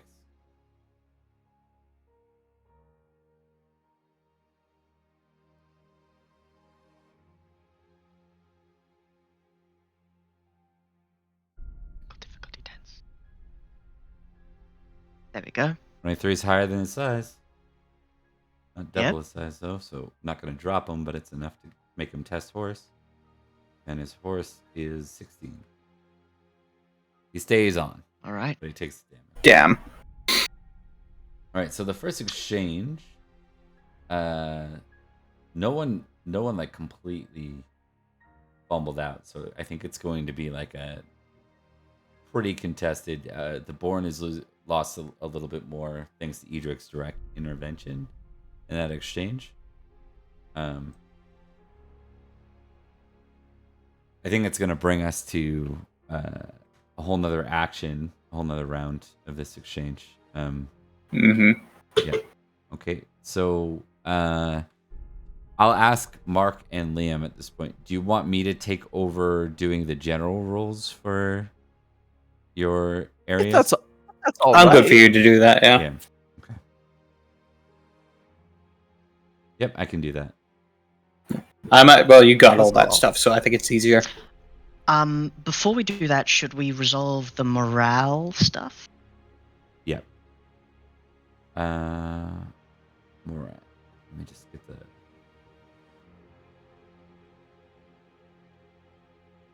More Al, I hardly know him.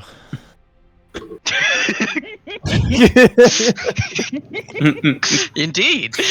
Yeah. Let me just find that real quick. So Elroy critted but didn't get the dude down. I critted, got the dude down. You succeeded. Guy's still up. Yep. Oh god. Oh god. Oh, by the way, I guess Durnford had to bow out. Stadfold. Yep. Nope, they chose to split. They split up. Oh. Some of them joined the Born and half of them joined the Loyalists. Oh, got you. Those half traitors.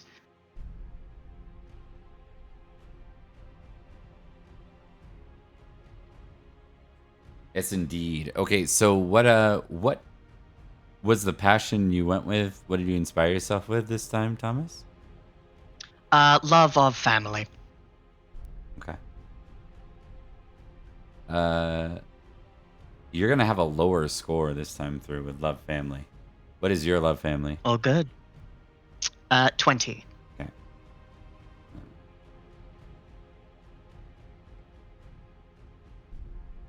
Oh, did you mean in that round just then, or in general? No, what are you impassioned with right now? That's what you're leading with for your. Yeah, love family. That's what you're promoting as your initial why you're fighting this fight is whatever you're leading with right now. 100%. And still very accurate.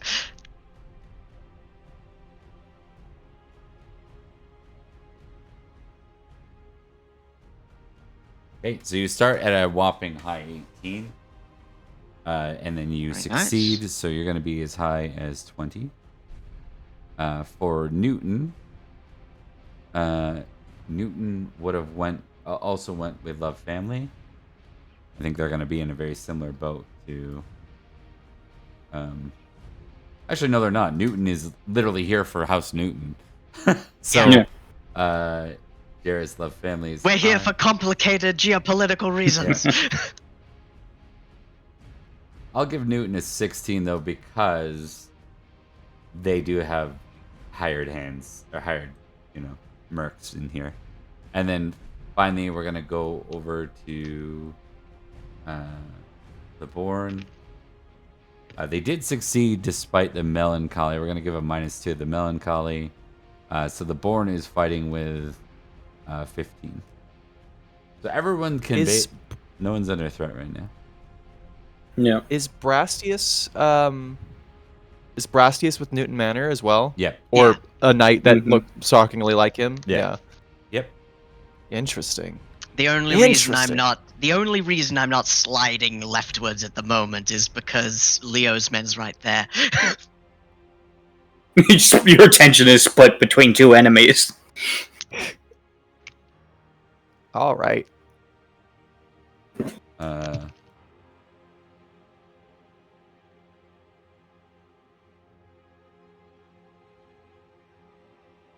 You notice that Leo's men are surprisingly bolstered in this. They are fighting for literally the identical cause. And that's also why the Bourne is high. Bourne would be really dangerous if he didn't have a melancholic roll right now. So Yeah. that had some impact. But everyone is easily can continue to contest their enemies. Which brings us to the next round. And we're going to start with a battle. I think we might even make this. Let's keep doing this. So we're gonna have Thomas your battle roll, or actually, let me do intensity first. Intensity. Absolutely. Do 20 versus 5. Okay, things are still quite flexible on the field. Just not enough units here to be the chaos that would typically take place. I would like, if you would allow me, to impassion myself with honor. Okay, this round's honor. Okay. Thank God. Christ. Alrighty. All right. Success on battle. Okay, Jareth is going to impassion himself with Loyalty Lord.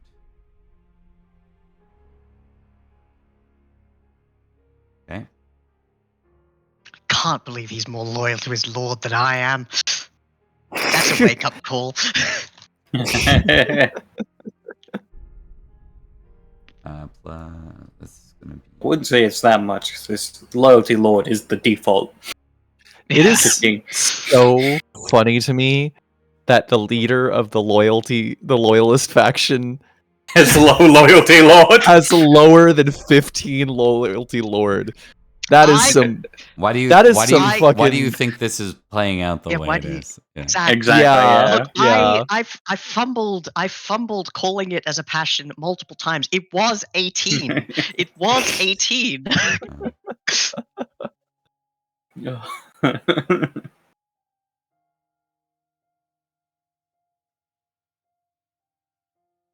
All right.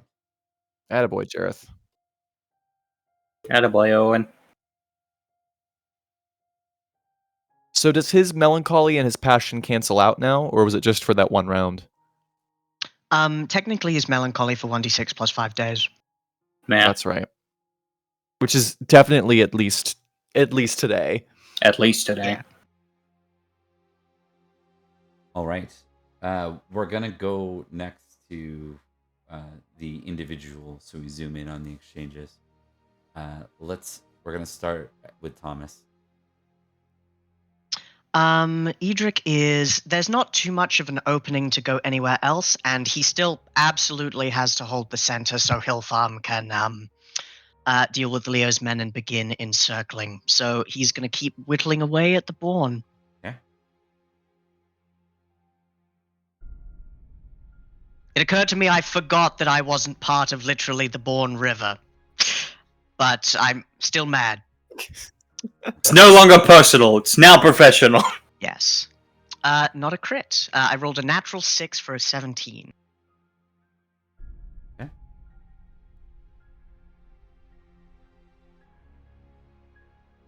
Let's see who your opponent is.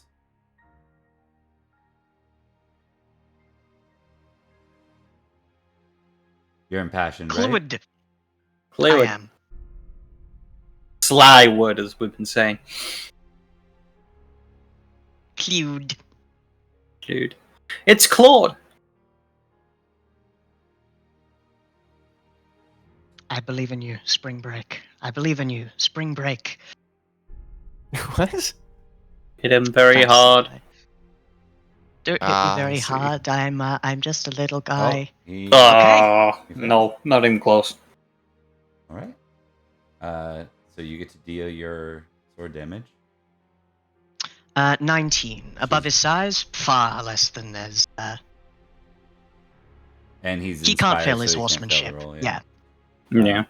All right. So that's the exchange, but it's not going to do much in the way of anything. And you didn't crit your battle or anything.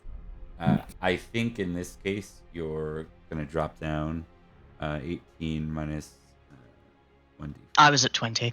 20 minus 1d.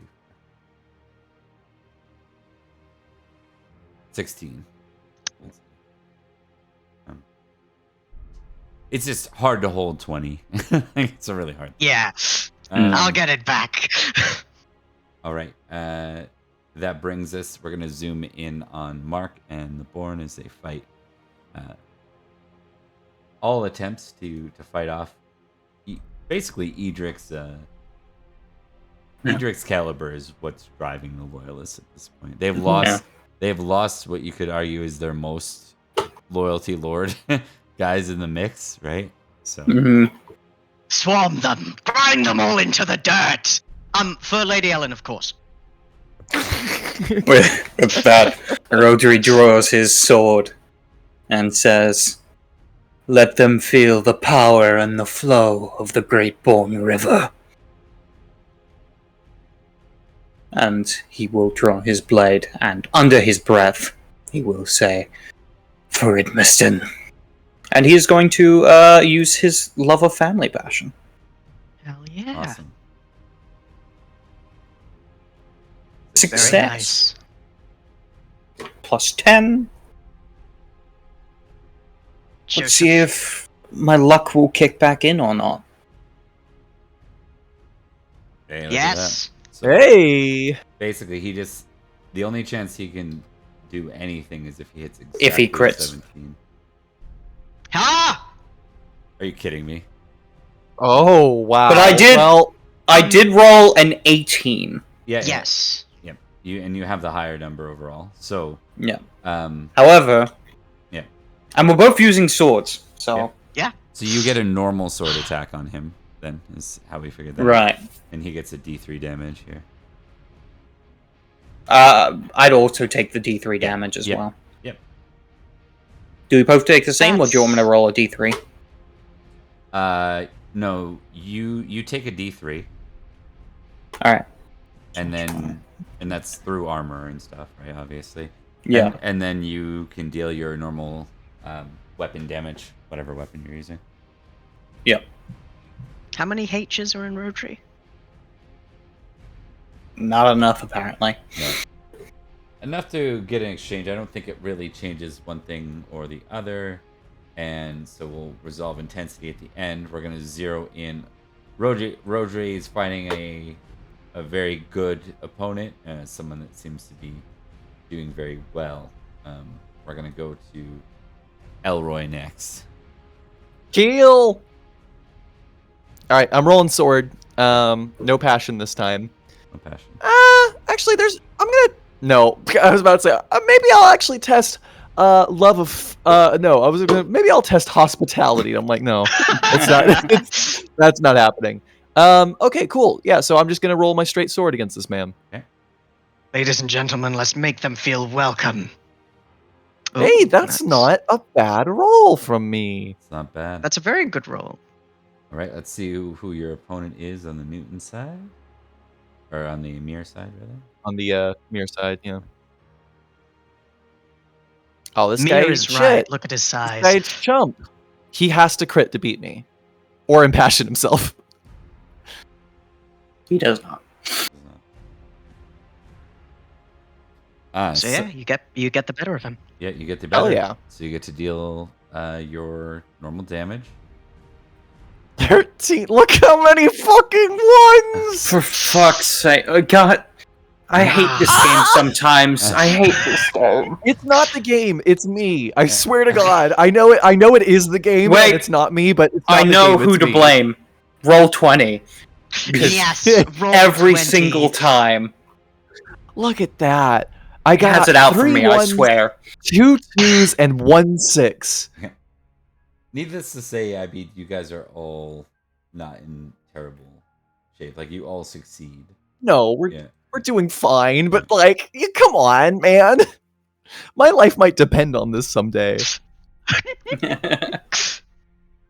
It has, and we've rolled bad damage, and we've had good damage rolled on us, and you lost a hand, and I got this disfiguring Right. scar over my face, which got me to Oh, 16 brother. appearance.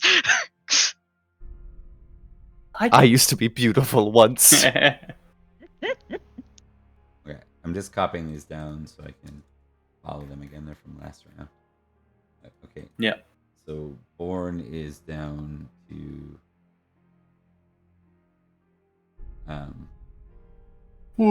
Newton is successful and higher, so they're going to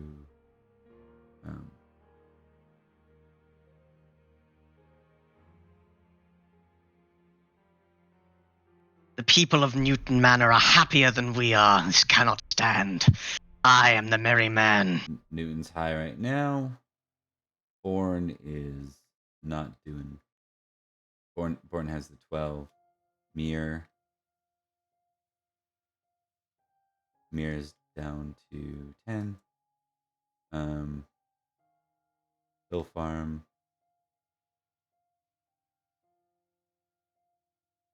down to 10. Leo's men. All of Leo's men. Leo's men are down to 13. We're looking bad on the morale side. All right, that brings us to I'd a say new it's going round, well for folks. you. Let's see where this goes. All right.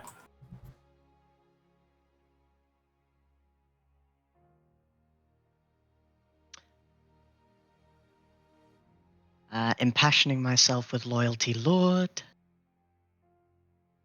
If I get a 20 on this, it's going to go down to 13, and it's going to be absolutely hilarious. That would be so funny. All right, there we go. All right.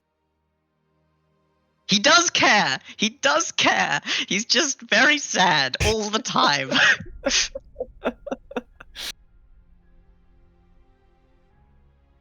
Success on battle.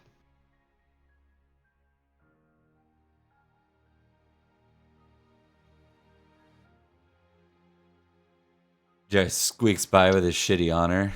I can't believe I'm better than Jared. That's funny. Love that man. Love my lord. Love that.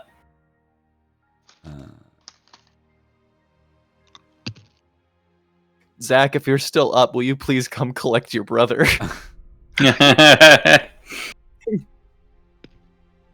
He suddenly started rapping on the battlefield. I don't know what that shit's about. Oh, Leo. Oh. Is Oh. So it's not very honorable to turn your back on the cause which you swore to after a conversation specifically about loyalty? I'll get to what that looks like here. That's gonna collapse things a bit.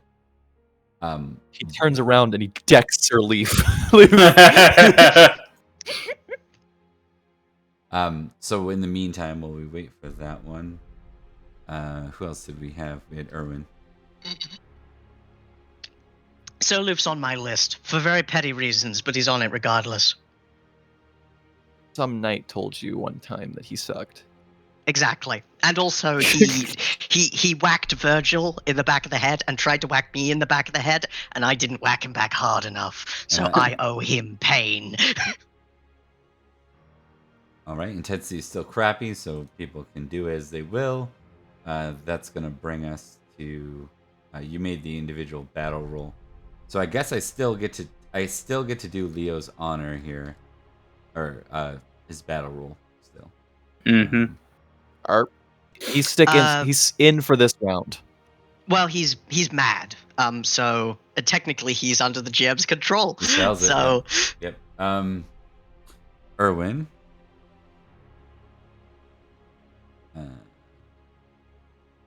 Come on, Erwin. Erwin already got an 11 for battle because he can't test anything. That's what that was for. That's right.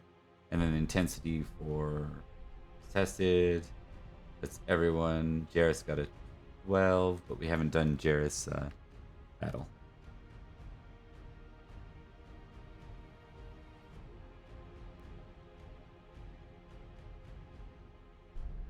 ooh, is that a critical? No. No.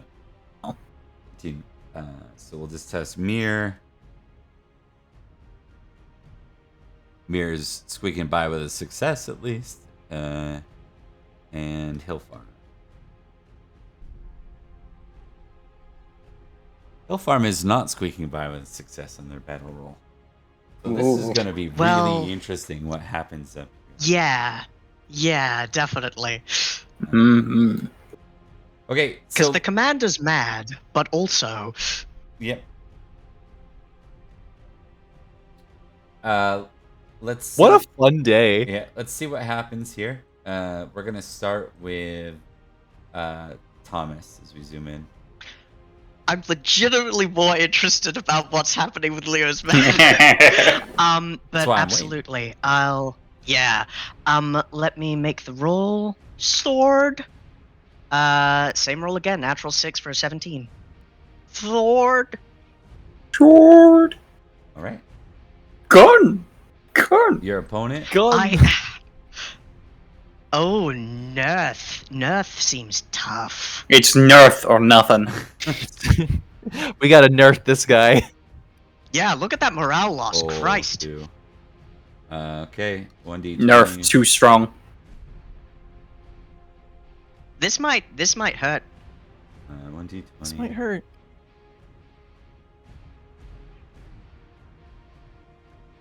Hold on.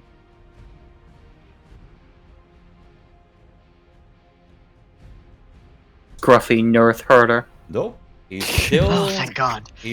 My rolls are still worse than Thomas's. Even Yeah. best. All right.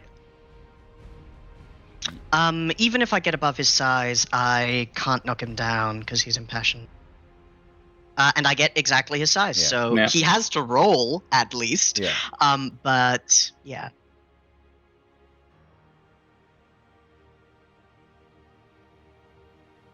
Yeah. So he just crit.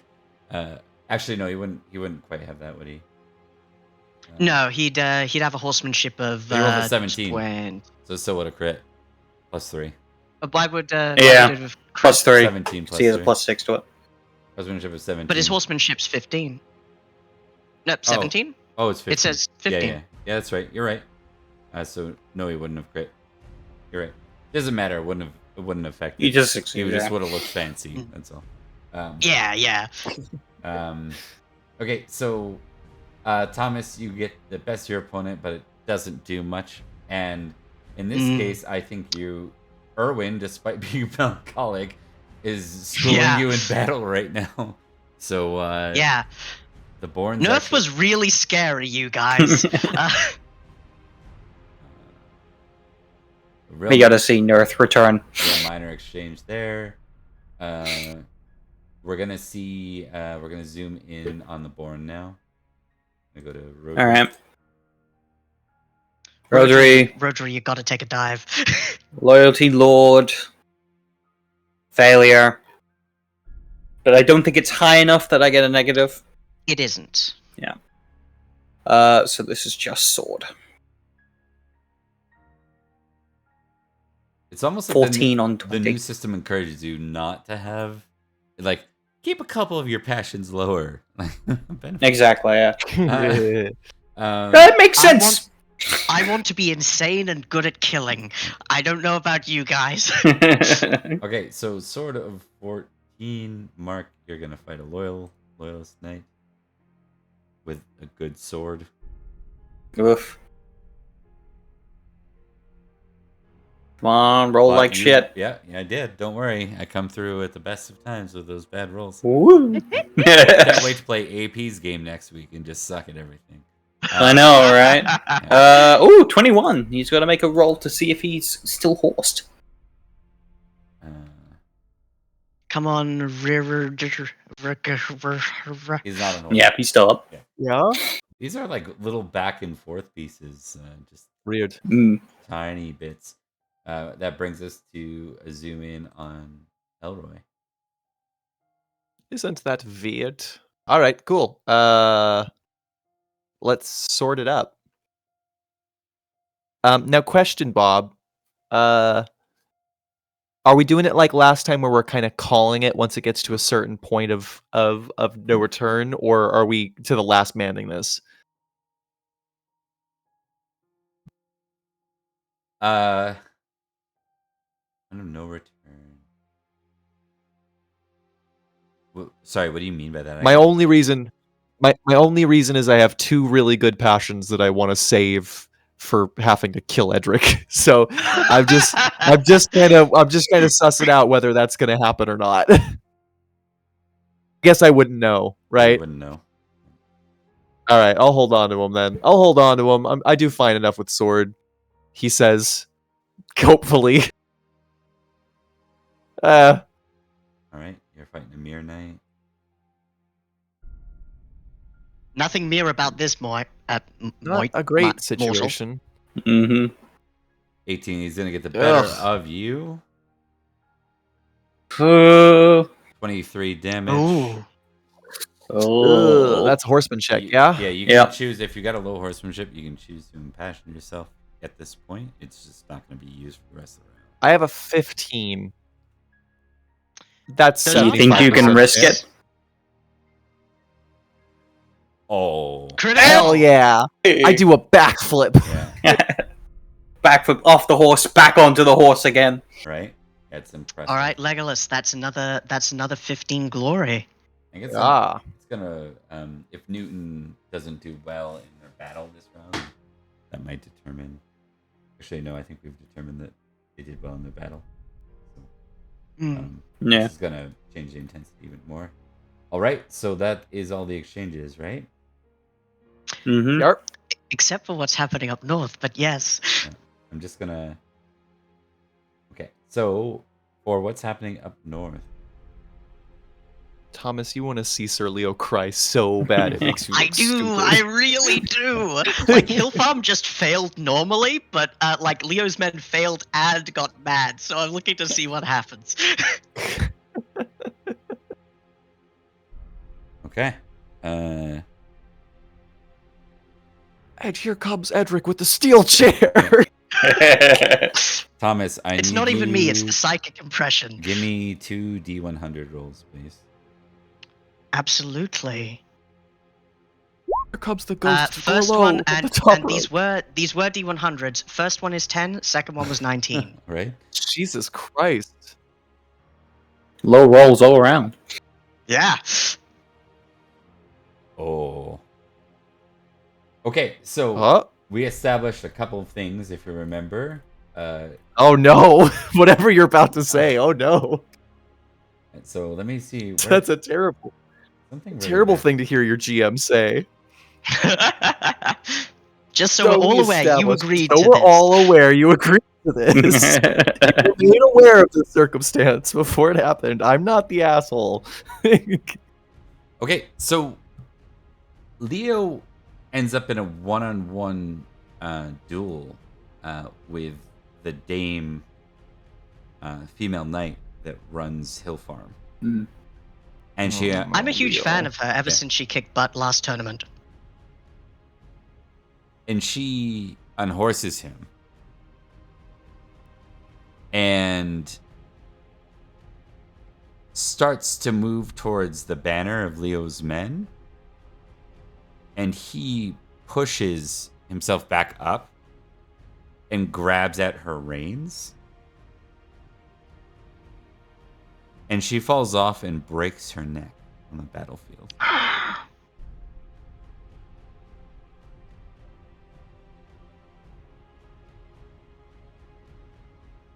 You're gonna carry that weight.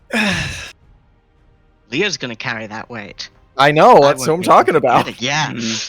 And you know, this is it's not, his madness wasn't doing that. That was his failed honor.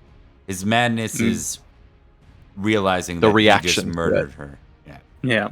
And you know, that's very against Oh. what would be his normal character.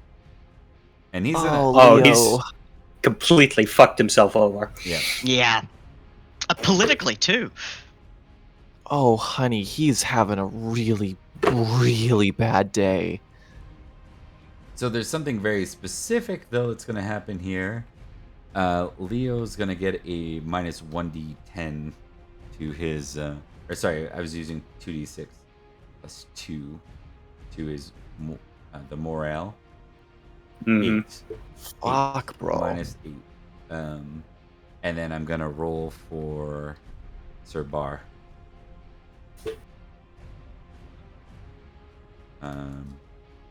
Sir Bar has Man. but Fall of the mighty moral knight. Yep. Can't be a moral knight in Anarchy, I guess. Can, you Not just have to allowed. not break the necks of your comrades. Virgil's gonna be so proud of him. I mean, this just goes to show these tournaments are fucking deadly. Yeah. Yeah. So Leo's unit is going to be forced to retreat to the back line under Sir Bar, who succeeded at his. So Sir Bar has stepped up, and Leo he's actually still on the field, like over her body, like, you know what I mean? Catatonic. Yeah. I think... Do we have our squires with us? Yeah. Probably. Edrich is going to, in the heat of battle, if he notices this, he's going to see that his squire goes to Lady Ellen and asks if the tournament should stop, because, like, someone legitimately died right there. Give me a turning test first, though. Still impassioned? Yeah. Fumble.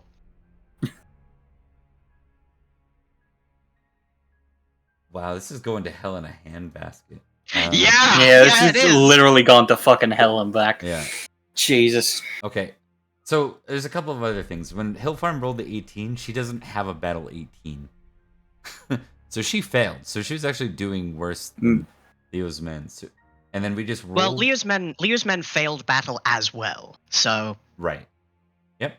But she failed it hard. She failed it by worse. Yeah. Yeah. On top of that, she just died, which is like the axe got eliminated. So we rolled 2d6 plus 3, and 11 was scored. Their Hill Farm's intensity Hill Farm's was a 10. Morale. So they Yeah. are They're gone. they're Gone.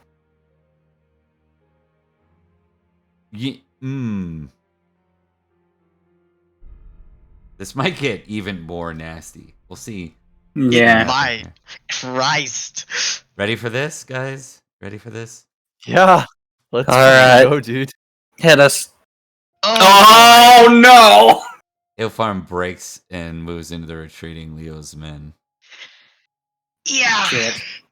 I think Edrich said to his squire, better hurry with that.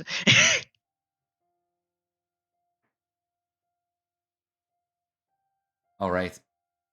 So, the loyalist, Edrich, you're going to do what again? I just want to make sure. What's your I think intention? Edrich wants to see if Lady Ellen wants to stop the proceedings because someone legitimately died. And you're gonna do so how? He's telling his squire to go and to speak to the Lady Ellen about what has happened. Make a squire test. And add a -10 to it. Oh yeah. I'm thinking about that conversation that Elroy had with Edrich at the start of the session. Yeah, there might be blood on the field. Come on, That ended up Brown. being excellent foreshadowing. Critical Look squire! Look at that. Critical squire! squire! So, despite your lost in mumblings, he understands what you mean with your 20 fumble on the attorney skill, and he moves to do that. I think with the tourney skill, he's like partly okay. So we still got to actually win this, but in the meantime, Okay. And I'm going to give Liam, Elroy, as the chaos turns and Newton and Mir are still squaring off, Bourne and the Loyalists are still squaring off. Hillfarm's just announcing their charge into Leo's men, which went back into recover, right? Effectively a routing maneuver. Yeah. Jesus. Salisbury's yeah. this got way worse. Give me an awareness roll on this. Are you impassioned for the round? He isn't. No, I am not. Okay. And give me That's a fail. battle roll -5. That is also a fail. Okay. Yeah, man, I don't know what's going on. I'm just here to kick mere ass and pet cats. Let's zoom in on you. So as this is taking place, actually, we're going to zoom in on each of you. You send for Edrich. You send for your squire to go off. That's going to take obviously more than 30 seconds, so he rides off quickly to do that. You watch as Hillfarm moves to charge in on Leo's men. While you're waiting for that order, are you continuing to round up for the next round? He's going to have to. I mean, if the Bourne are going to continue to charge as well as Newton Manor, he will ready himself. But first, he's going to perhaps hold his sword up flat first and go, hold.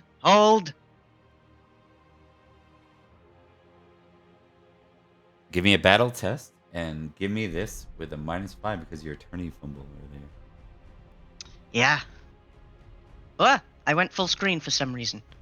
-5. I'm not going to impassion myself. A success on battle. You can. I don't think you can. You're holding the group together. Okay, so we're gonna move quickly to zoom in on Rhodri then, as all this is taking place. What is your response to this with Hillfarm and Leo's men? Seeing all this happen, Rhodri is going to ride his way over towards trying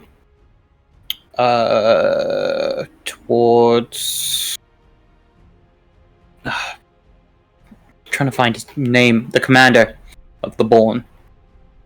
Owen. Urwin. Yeah, Urwin. ride its way over to Urwin and basically what are we doing? Give me an awareness test and test your suspicious, Rhodri. Oh, this is going to be fun.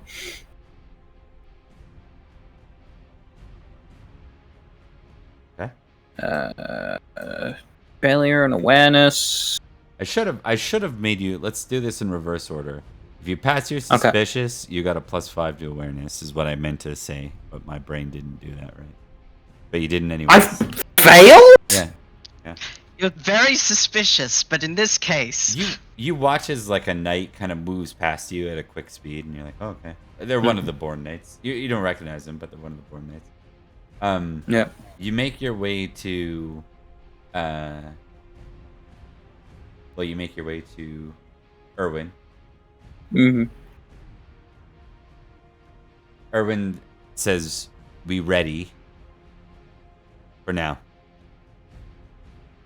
until it's called off."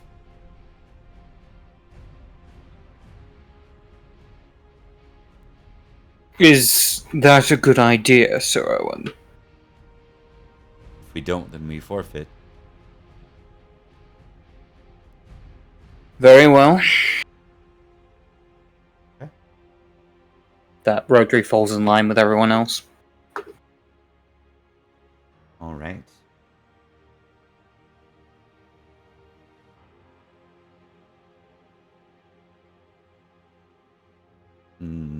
It would be very in character for the unit that Edrich is leading to fail because he showed for once in his life basic decency. He showed weakness. Okay.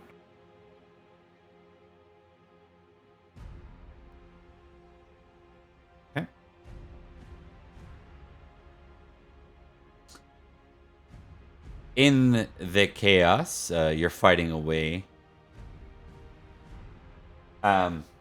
The horn blows, signaling at least a pause at this point. We're going to zoom back in on each of you one more time, see what you do as the signal goes. Edrich? Ah, good, thank God, Gran. Alright, everyone stand down. We pause for now. Rhodri? Rhodri will take up a position next to Sir Owen. You notice that though the pause has been signaled, Hill Farm has no intention of pausing on Eosa. Yeah. Just wanted to make sure. And we'll zoom in on Elroy last. I have a feeling Jareth isn't gonna wait, is he?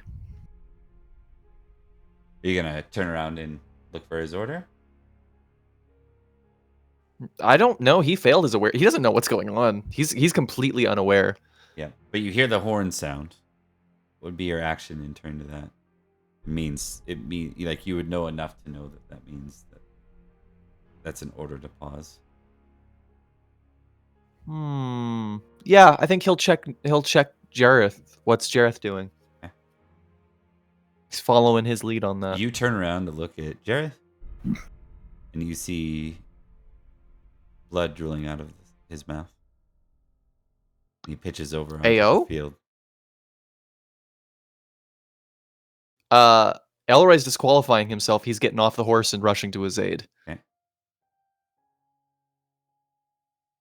First aid test, please. I shall. And should I roll my squires as well? Yes. How old's my squire? Let me confirm for you. Thank you, Captain. 20. 20? Yeah. Almost a full-grown knight. It's an old dog. That makes sense. All right, we both succeed. You were looking for what happened.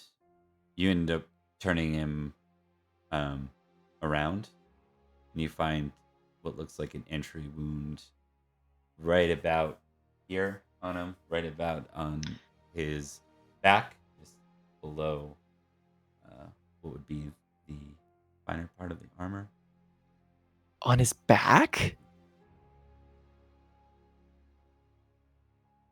Oh, fuck. Is he dead? He doesn't look good. You first aid him. So,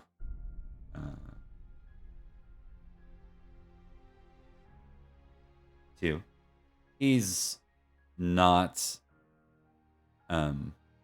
responding, but he's breathing. It's just shallow. I need to test something. Yeah.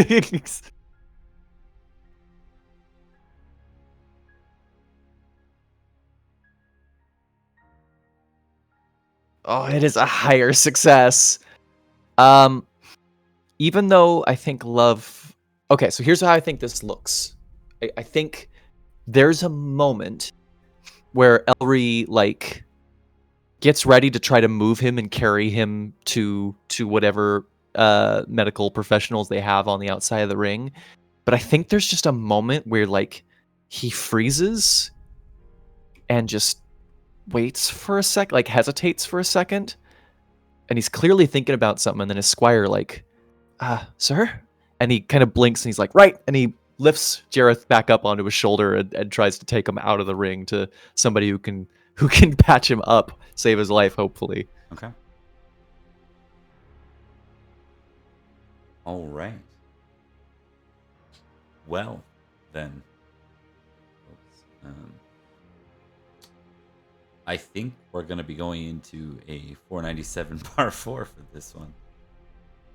Yeah. My God. This is a big deal. It tracks. Huge deal. It's got a lot worse than written, so that's why I didn't try to guess an outcome here.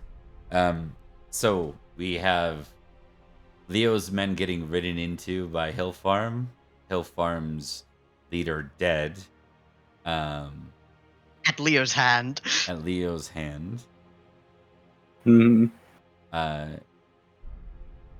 We have the head of Newton Manor disqualified, along with his... And backstabbed. Lead knight. Disqualified for being stabbed in the back.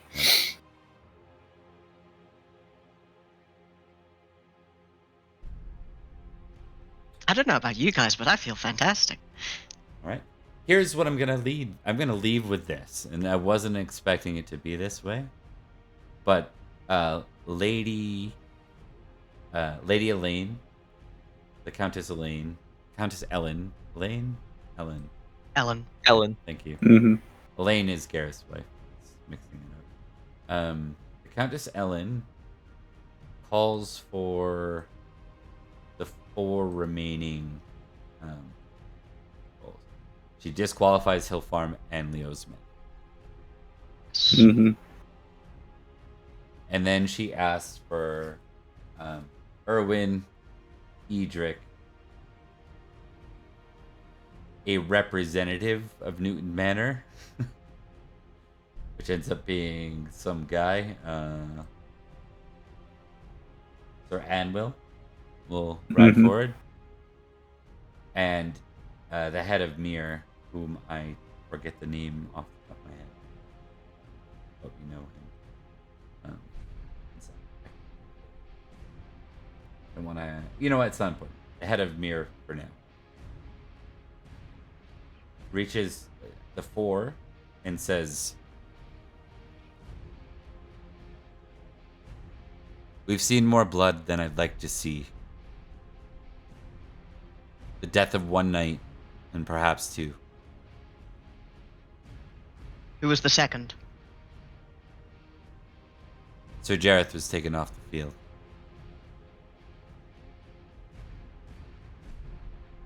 Right. If you haven't already, organize a perimeter. No one exits and leaves without us noticing. No.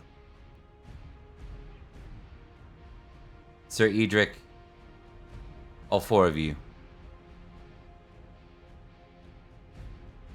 This tournament will come to an end now. The 4 of you will meet behind closed doors, and you will decide. You'll decide which of you will become the marshal.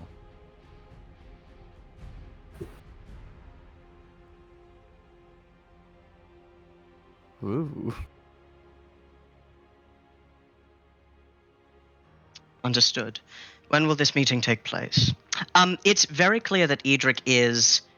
like, the moment he was like, Sir Jareth was stabbed, Edrich turns his head and he's looking for anyone outside the field who looks suspicious.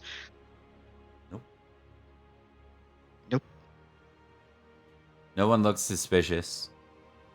Some of Newton Manor's men say that they saw one of the men of the Bourne riding under the banner of the Bourne get close to Jareth not long before he fell. And so they're blaming the Bourne on it. That works very well for Edrich, but that is probably not the best outcome. Hey. Edrich will say to some of the Newton Knights, though it was for a short time, I was the... Actually, what was Edrich? The sheriff? Sheriff. Yeah. You were a sheriff. Constable, not a sheriff. Oh, constable. Yeah. Oh, it was Yeah. constable. Sheriff's I a was the different role. constable of King Uther. You have my word that I will find out who did it, but do not blame the men of the Bourne as a whole for it. Not yet, at least. So people being blamed are the Mere Knights, Sir Brastius's men, mercenaries, They are untrustworthy. and the Bourne Knights because of the testimonies.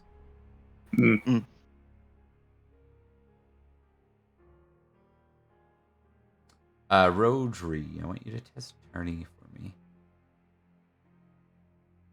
May I impassion myself? Yes. Love of family. This very much affects his family.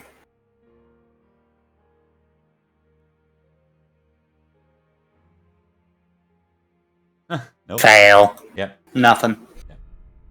I think everyone's just left in kind of like a... It leaves this really shallow... Like, when the first tournament ended, there was still high spirits in Salisbury. Whatever just happened here is, like, really bad for the entire county. Oh, yeah. With the death of Not- two heads of houses and, like, two blood feuds started. Yeah. And just the overall, the way it went down. It wasn't some honest Ugly. exchange. Yeah. Yeah. Hey, good news, Edrich. You do know somebody who is in on House Newton Manor or on Newton Manor's faction that might be able to give you some intrigue help on figuring out what the fuck went on there. That would be pretty tasty. Is Sir Leo still on the field, looking catatonic at the Lady Hill farm? He is some of well, I guess Leo's a few of the guards that are with Lady the Countess, Lady Ellen, approach Leo, and he moves to like run off, and they tackle him and they take him captive. Because remember, he's under madness, right? So, Yeah. Well, then a meeting must be had. We'll find out who did this. Attack Sir Jareth, at least. Imagine being like, hey, you know who's the moral knight of the county? Yeah, he just murdered someone on the battlefield. Yes, straight Exactly. up. Imagine yeah. what kind Just- of morale, like, kick in the pants that would be. Yeah. Yeah. Especially because it had such potential to be so good. Like, Sir Leo cleaved away from the more ruthless Sir Edrich, standing up for what he believed in and the Countess as a whole, and then just fucking murks like a very honorable and like up and coming lady of the house. Do you guys want to play a scene where the three of you happen to be in the same spot? I'm good with that. Sure. Yeah.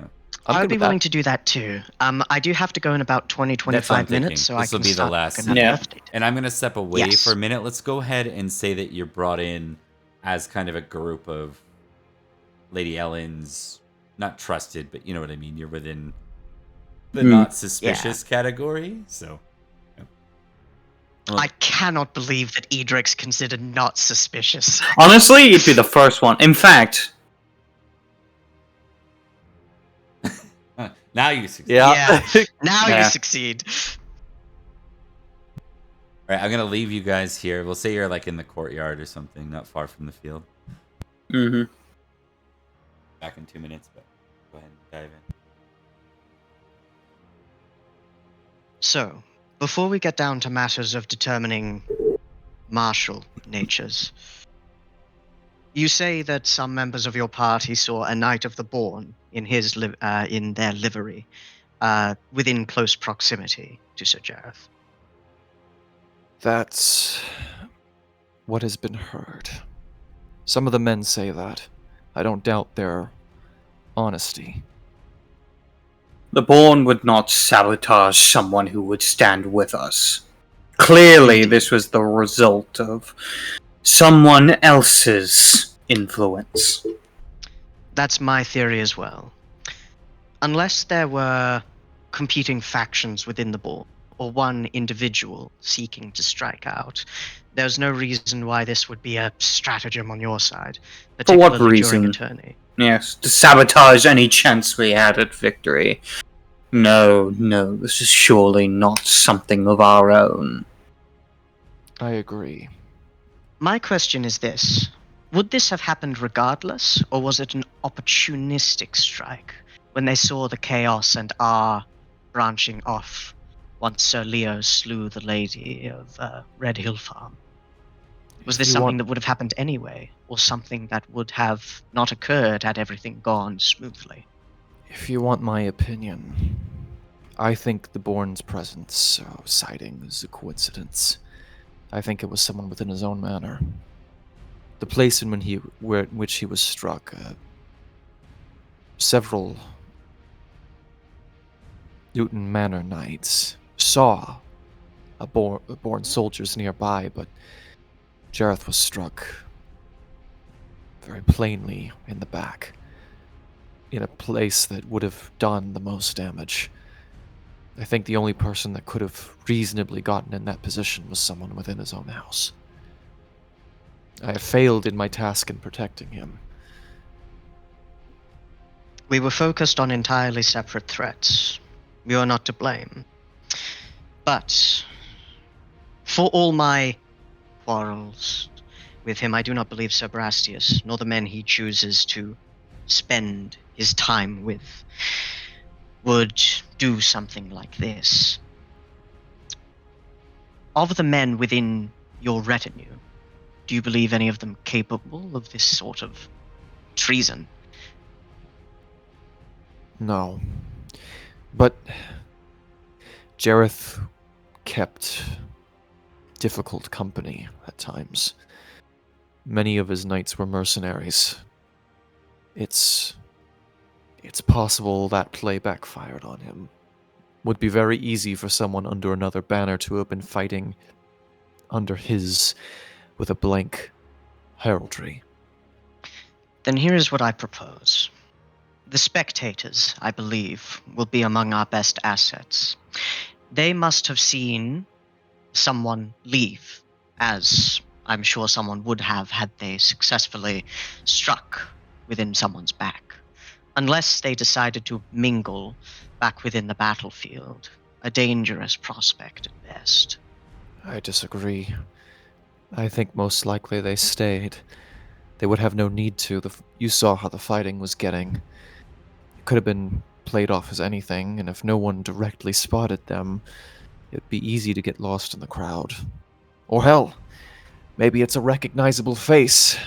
One that no one would suspect regardless. Perhaps. Either way, if the guards of the Lady Ellen has listened to me, they will be creating a perimeter. After that, I believe we could look for people with sharpened knives on them, unless they've stowed it or stashed it. A lance would have done fine. Hard pressed to Then- find a knight who does not carry a knife. That is true. But there is one more matter to be spoken of. That of marshaldom. Is that not the conversation that you ought to have with the representatives of, or the leaders of each faction? Oh, sorry. I thought that's what this was. In that case, never mind. No, we are Oh. very different people. Yeah. In that case, I'm just a guy, dude. I absolutely. just work here. And he's in that disqualified case, too. yeah. Yeah. In that case, Edrich will say, still, I do agree with you that no Knight of the Born would act on orders that would do this. But if you could get a list of the people who you are not sure of, the people who you do not know who joined you within the battle, any name would be helpful. Any face would be of assistance. Do not know if you quite understand how many fight under the Born banner, but I will see what I can do. There are already a few I can think as the most likely of candidates to be behind this. Salisbury is weakened today. It's disappointing. There are very few who are the ones that could profit from a move like this. Most of them external. Not necessarily. But I digress.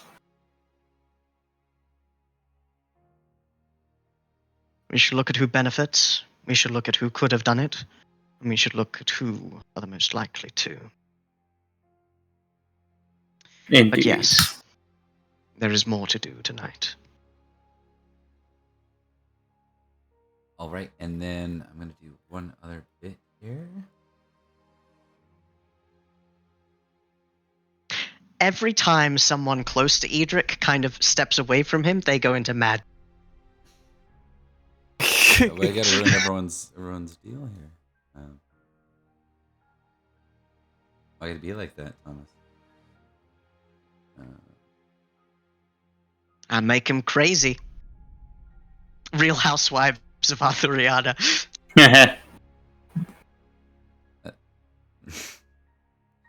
It's such a great game. We'll have to do that at some I'll be a knight to remember. Give me 1 sec here, guys. This will be our last little bit.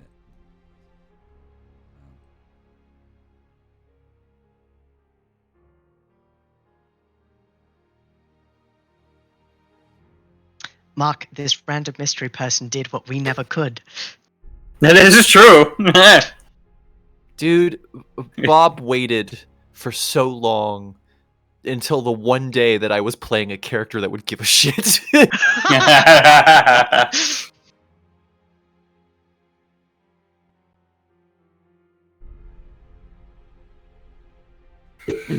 Okay. We zoom in on one particular figure we haven't seen in a while. That is Perin. Oh, fuck.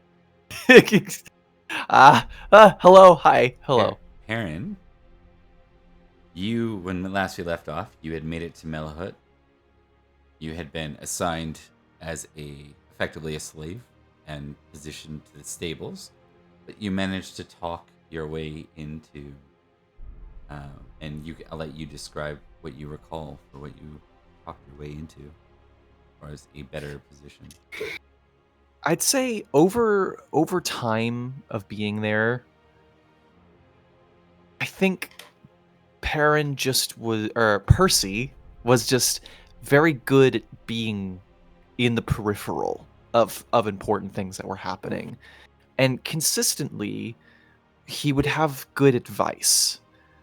And I'd like to say that over the time that was there and the words that Percy spoke to the Centurion King in the first place, I think over time Perin was able to kind of work his way into kind of a pseudo advisory thing, you know, where it's like, yeah, no, you're still just a shitty stable hand, but let me know, what do you think about this situation, you know?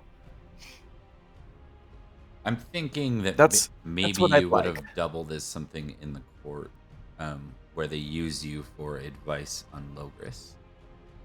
Yeah. What about the jester? Yeah, that makes sense. They would have moved to embarrass you. Yep. But not like full time. I think you're still in the stables and stuff. Like Their goal is to shame you, right? Not to. But you've proven yourself useful, so they keep you around. And the Centurion King sometimes has use of you. So at the Christmas feast of 496, you're present as the jester, and you're going about. And I'm going to give you an intrigue test.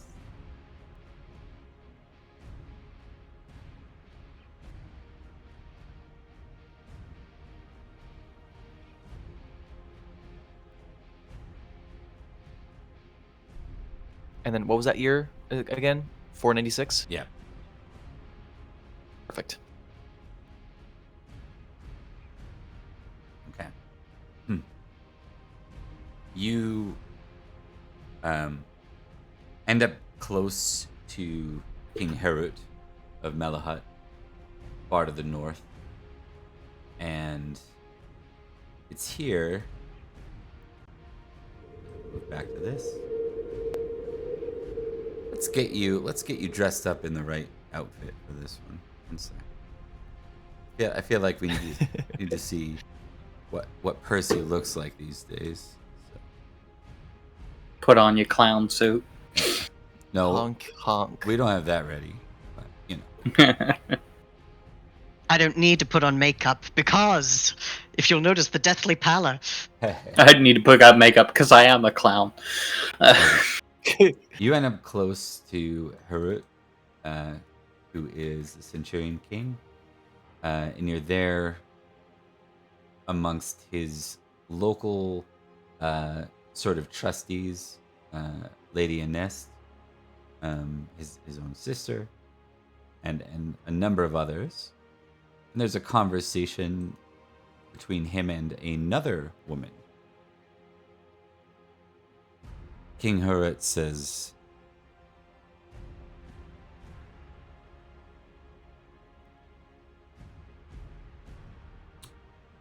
what would you be called? What's your name as?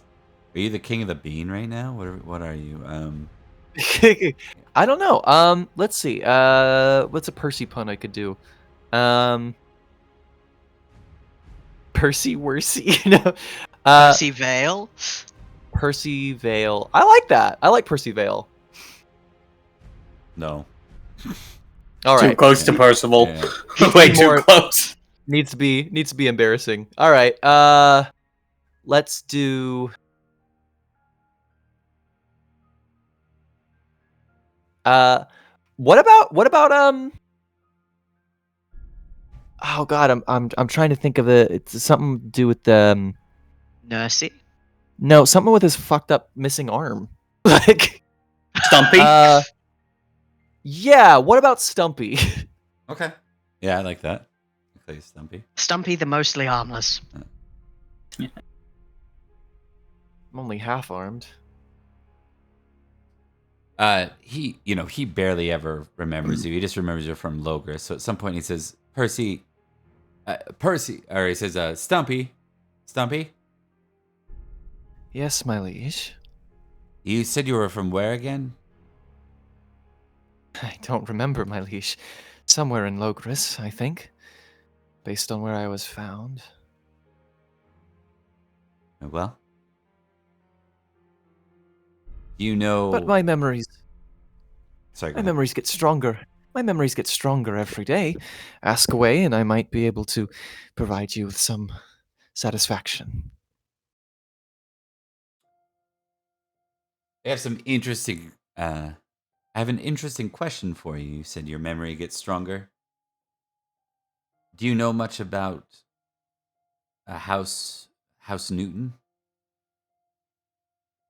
Newton. I get images of trampling horse hooves and so much horse shit that it could fill an entire barn and keep going. See, did the name Sir Jaren or Sir Jareth ring a bell? Aye, though I'm not sure which bell it rings. church, dowry, or perhaps funeral toll. He smiles.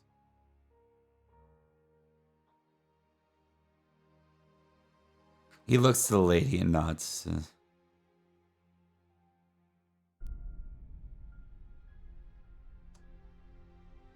I agree with you. Please, Lady Bryn, proceed. And with that, as the lady turns and walks away, we see the same face as the lady who was walking with Satirius and Loof just the night before the feast. And with that, I knew it. we wrap it up. So that is our outro for the night, and we will see where this goes from here. Oh.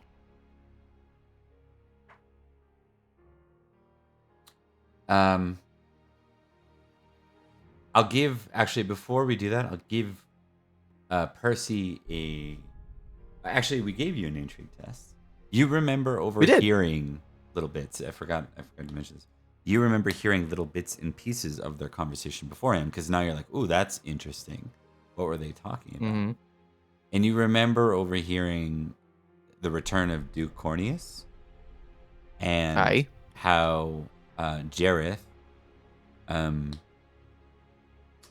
Jaren, sorry, has started to lead attacks into Essex, East Saxon. Very interesting. My best friend is still kicking. Yeah. You're left with a feeling like she's leaving with a purpose. The question is, who's the target? Who indeed? Right. And would Percy do anything given all of this? Yes. I think if he's able, I think what he'll do is he'll kind of ambush her on her way out, like out of sight, you know? And not like attack, just like kind of, hi, the jester has chosen to follow you.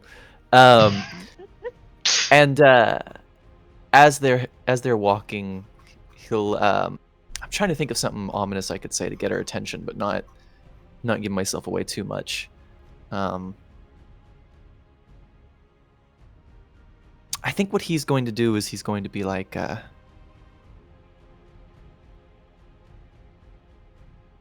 it's a strange thing. Sometimes treachery, isn't it? She smiles. Whatever do you mean? Is that how you became stumpy? Emotions. Most jesters find their position through treachery, yes. Though, if I might, a bit of word of caution.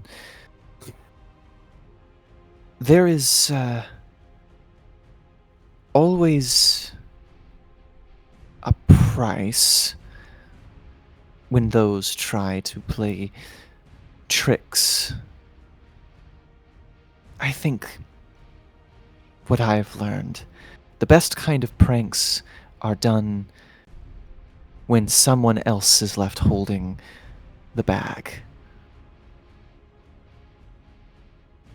She nods in agreement. Might I ask, you're from Logres, are you not? This is my home. They tell me it's my home too, but my memory is shoddy at best. Perhaps someday, should you remember a poor old jester, you might remember what I've told you today as well.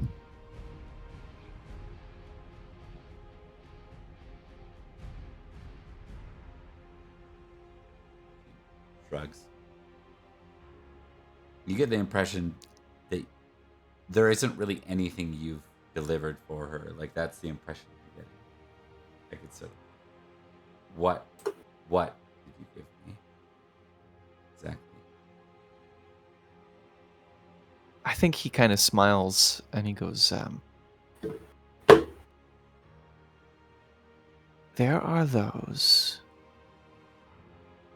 who play the game so well that they're blinded to everything that seems impossible. Make it impossible, and no one will ever question. But these are all things you know. You already came all the way out here. Should you ever so desire some company, or a good joke, or perhaps advice, I'd be happy to grant you what I know.